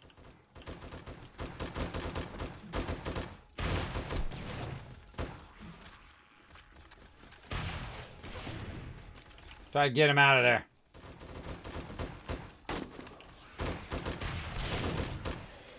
Yeah, some coming from the front, but still heavy on the left here. Reload.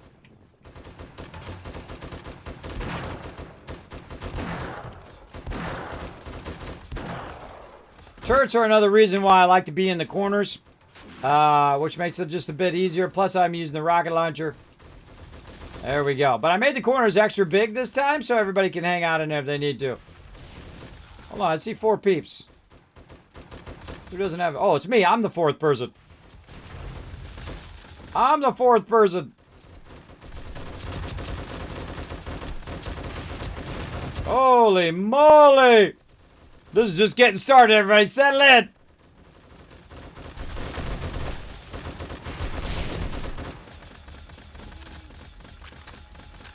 Those guys are easy. Those guys are easy. What do we got? Now, you want to kind of graze all of them, because then you're going to get all that XP. What the heck are they doing over there? Get away from my bridge. Look at them all in a line. They're just calling for me to zap them.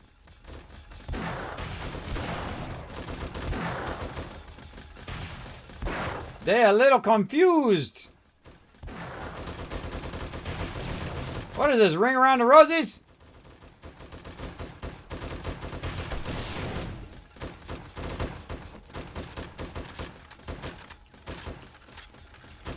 Whoa, whoa, whoa, whoa, whoa, whoa, whoa! Hey, nobody invited you to the party, bro.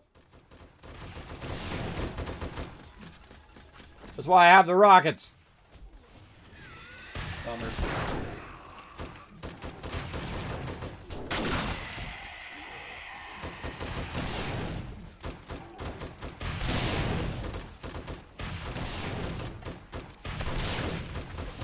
Oh!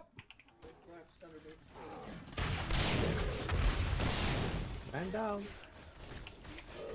Can you get out of there? Run for the thing. We'll put the thing back down. Somebody run, flip the switch. Quick, quick, quick.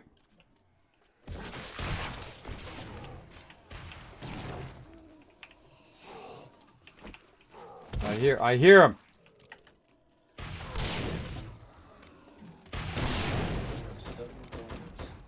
Oof.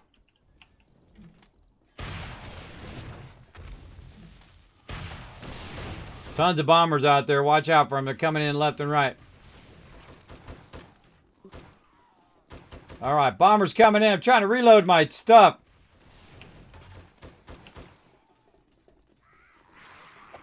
And I'm falling down again.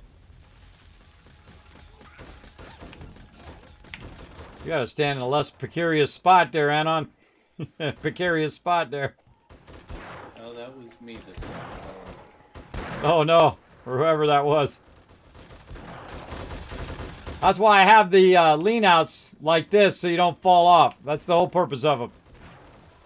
The glass, the bulletproof glass is there for that.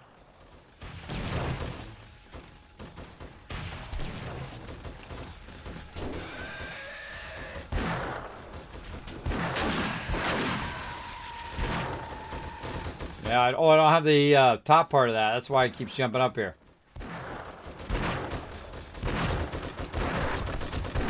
This would be a good time for a Hail Mary right now.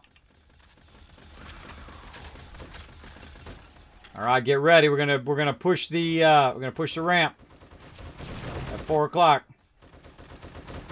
Okay, so what we do is we stay up here until 4, and then we push the ramp. Oh, I gotta repair. Let's repair while we're running out. Oh, getting hit. All right, pushing ramp.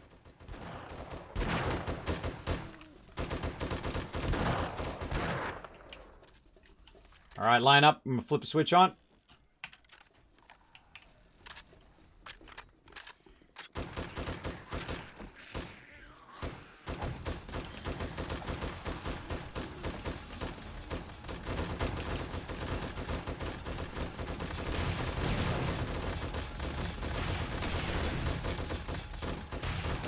What you want to do is clean it up a little bit first.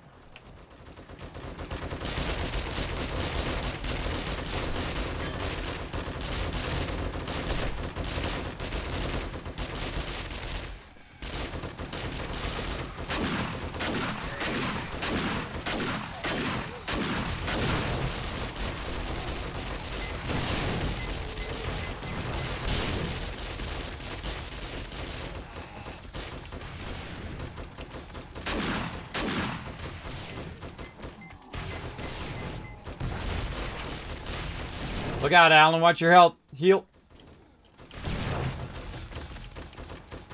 Speaking of healing, gotta heal myself. Pick up my turret and reload it.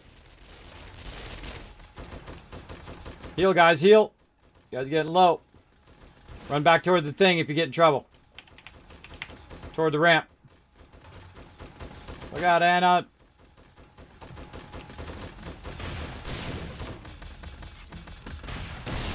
Alright, let's thin the herd a little bit with some rockets.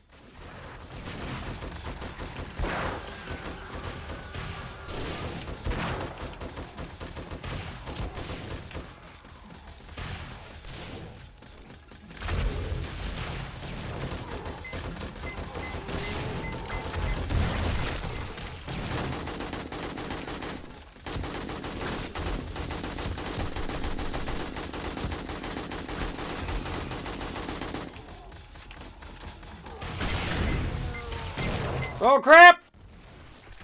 Oh, look out! Yikes!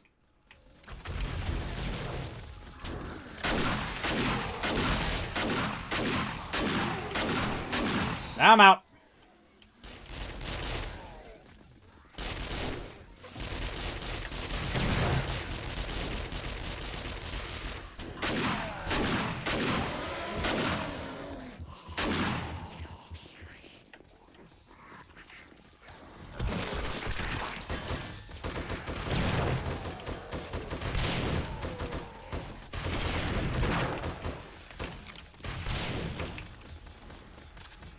Woo, you see that teamwork? I ran right toward him and they had my back.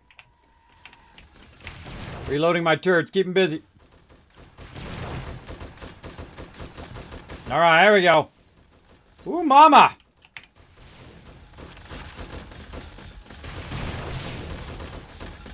Yeah, now we're getting in the groove.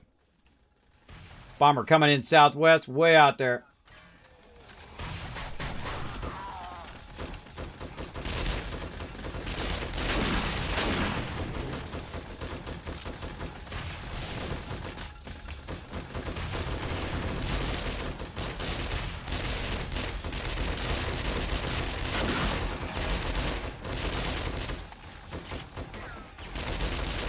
Come on, load the weapon already.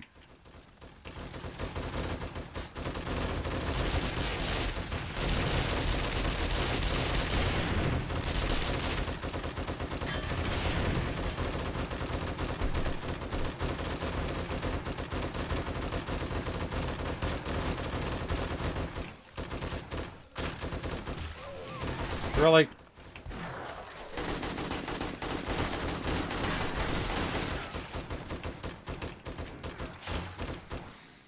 Repairing turrets. Keep busy. Holding the bridge.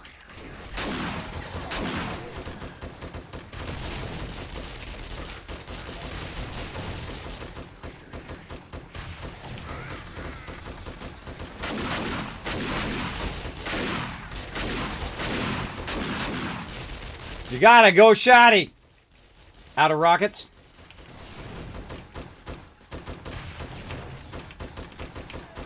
Where's my turret? This what?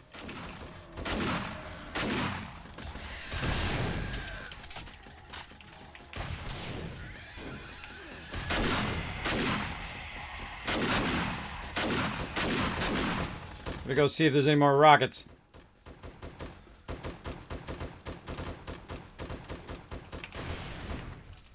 No more rockets. I tried.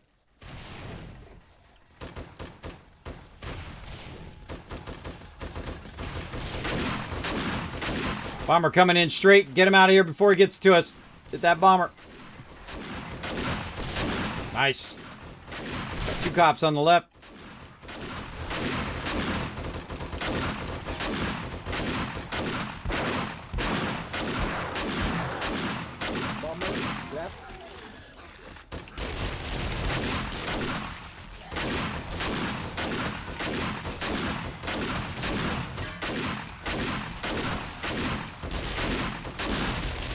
Left side of the ramp just went down. Look out.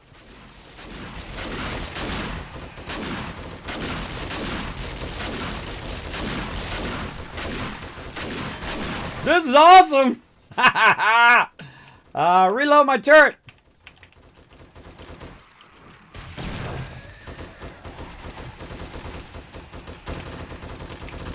Oh, that one's broken. That one's broken. Come on, come on. Repair, repair.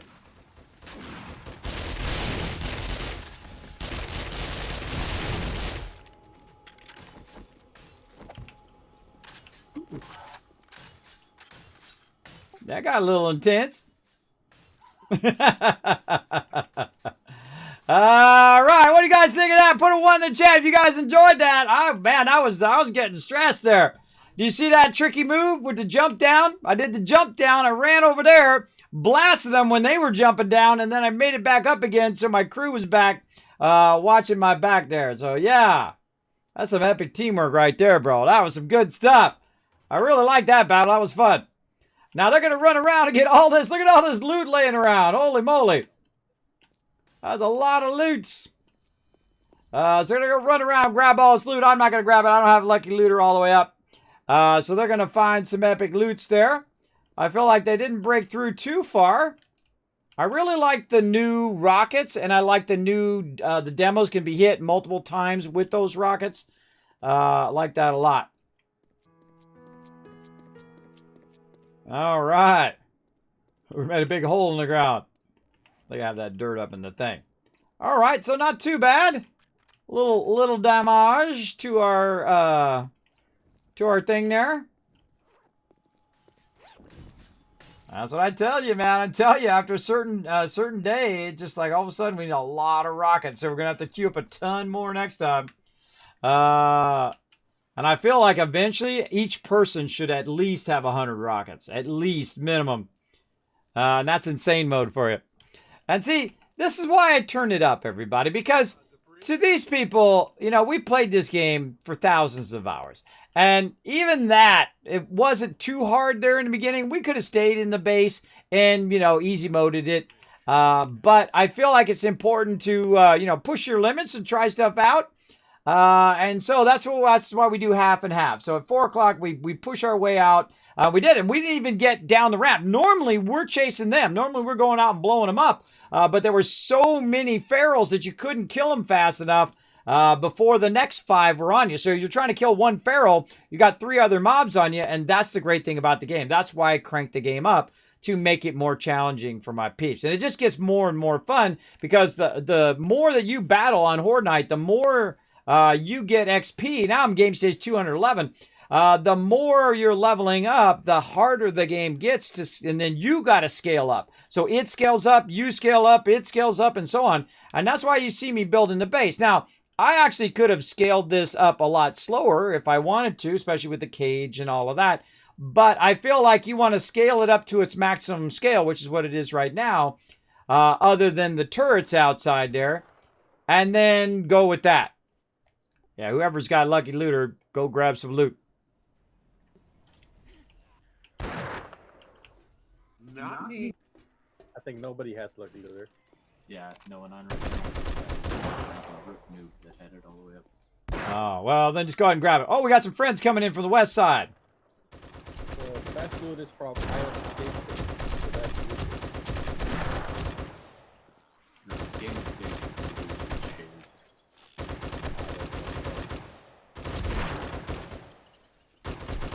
Well, it matters if you have Lucky Looter. So if you have something that adds to the game stage, then you're better off doing that. But otherwise, we all share the same game stage for loot.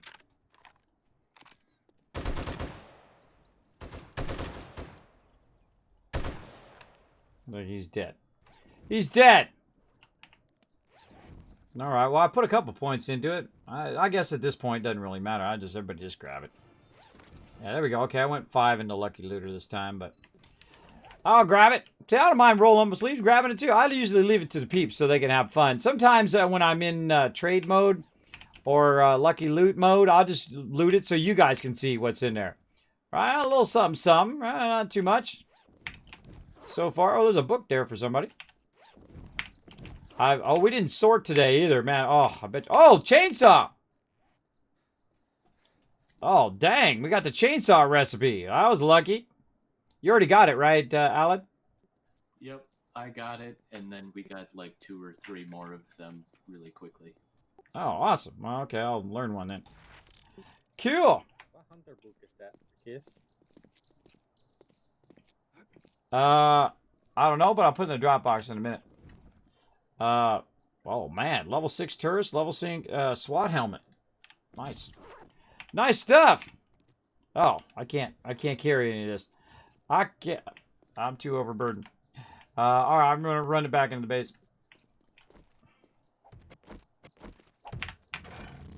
That's why I got my vehicle.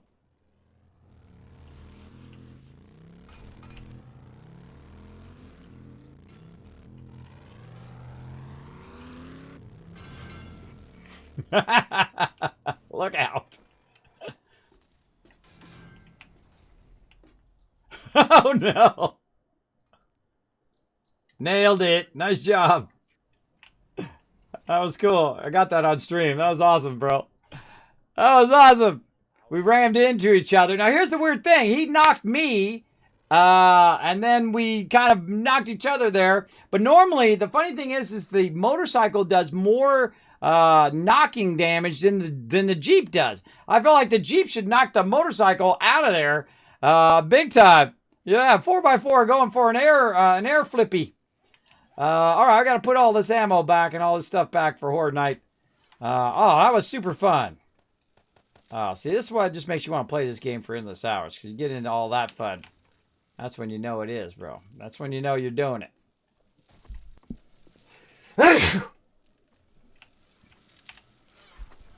Oh, did I mute? I guess I didn't mute. I thought I pressed my mute. Sorry, everybody. I tried to mute, so I'll blast your guys' ears out. Apparently, that was a mute fail. All right, let's go ahead and put that in there. Let's put all my stuff back. Chainsaws, all of that. Awesome. Let's see. Man, I should put all this stuff away where it goes. I'm going to have to do all the sorting later on. I feel like our boxes are going to be massively full. What do I not want to throw in the actual... Wow, I use a lot of turret ammo, too. I use like 4,000. I use like 4,000 turret ammo in that round, too. We're going to need to make a lot of turret ammo next time. We should make some notes. Yeah, 7 days. Let's see, rockets and turret ammo, or AP turret ammo. AP turret ammo. AP turret ammo. Nice. Okie dokie. Very nice. Let's go ahead and drop off all this extra loot in the drop boxes if there's room, because I didn't sort today. Normally I sort because otherwise it starts getting real full. But I feel like, oh, we got a whole box. We got a whole box full of stuff. Boom. Throw that in there. Was number 3. Hunter's number 3. Send box number 5. Boom. All right. Looks good. That was a lot of loot.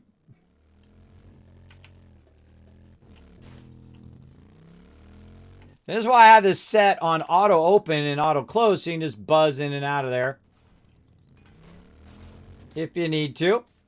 Looks like the loot's been cleared. Very nice. Well, we got some other things to do. We got to cosmetically paint in our base.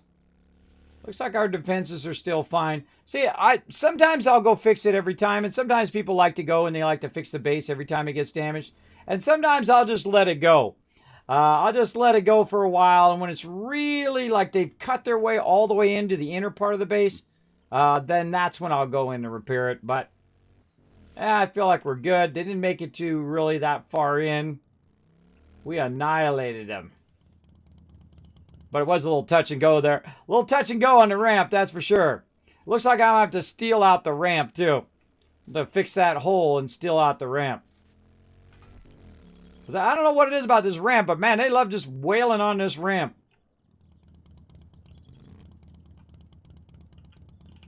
Yoo-hoo. There we go.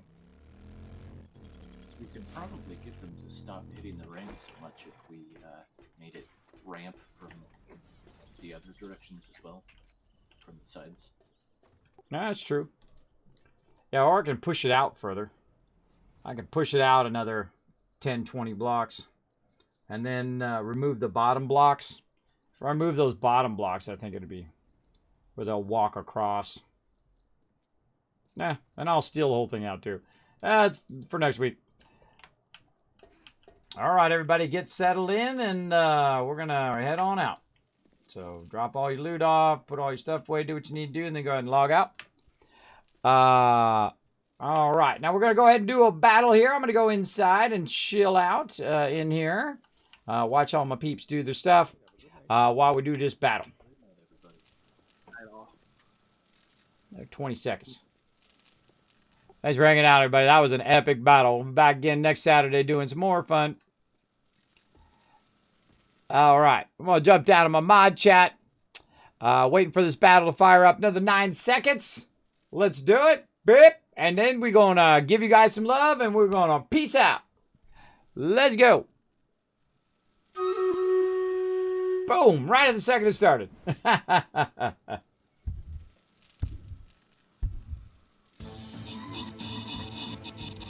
137 peeps. Blowing up this battle, ready to rock. Oh, mama. Look at all that gold you guys getting. Get that gold. Upgrade those units. Get those epics. Get those legendaries.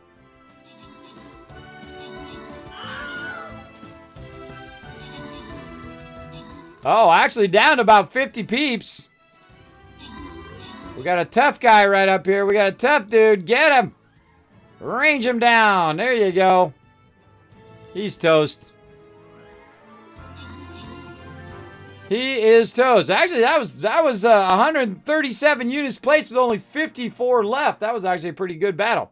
Open up his captain chest. Let's see. Adam, Sport, Resin, and Reggae Nation all getting some love. Ooh, 50 gold each. Nice. Reggae Nation coming in overall MVP. Nice job. There you go with the 8 assists as well. Very nice. Now we're going to come back next time, which is going to be Monday morning at 9 a.m. Eastern Standard Time. This allows me to work on all those projects over the weekend.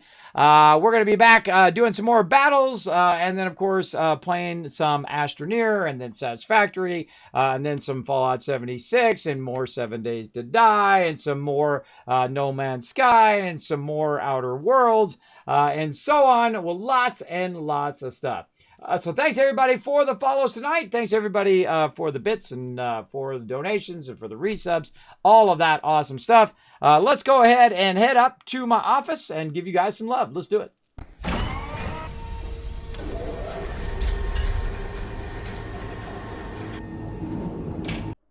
All right, now right there in the chat, you're going to go ahead and find my schedule I was just talking about, as well as all my social media. Do me a huge favor, go over there, hit that follow button on Twitter. It does help a lot, as well as you go onto YouTube. I literally have so many videos rolling out on YouTube right now. They're going to go till April of next year. That's how many? A lot. A lot. I've been working so crazy hard on that for months now. I have actually caught up on every single video, and this video right here that I'm recording in this moment right now is going to get processed and then sent up there as well tomorrow. So awesome, and you'll see them roll out for a while.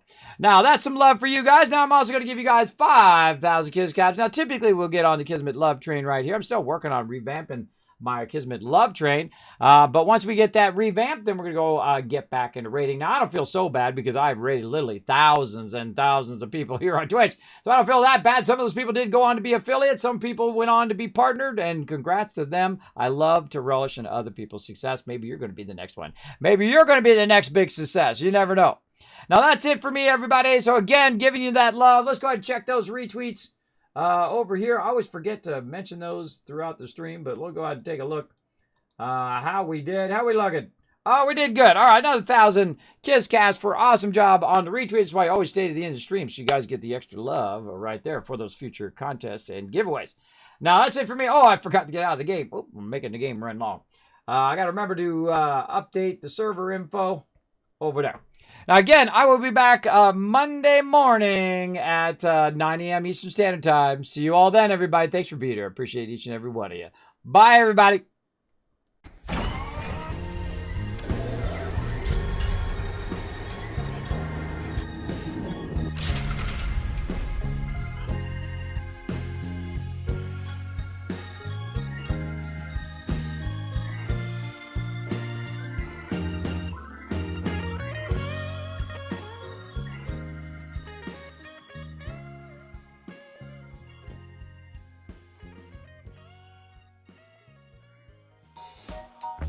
Hey everybody, Kismet here. Thank you so much for watching this video. Make sure to hit that subscribe button right in the center of the screen. Also check me out live on twitch.tv/Kismet. I'll see you all next time.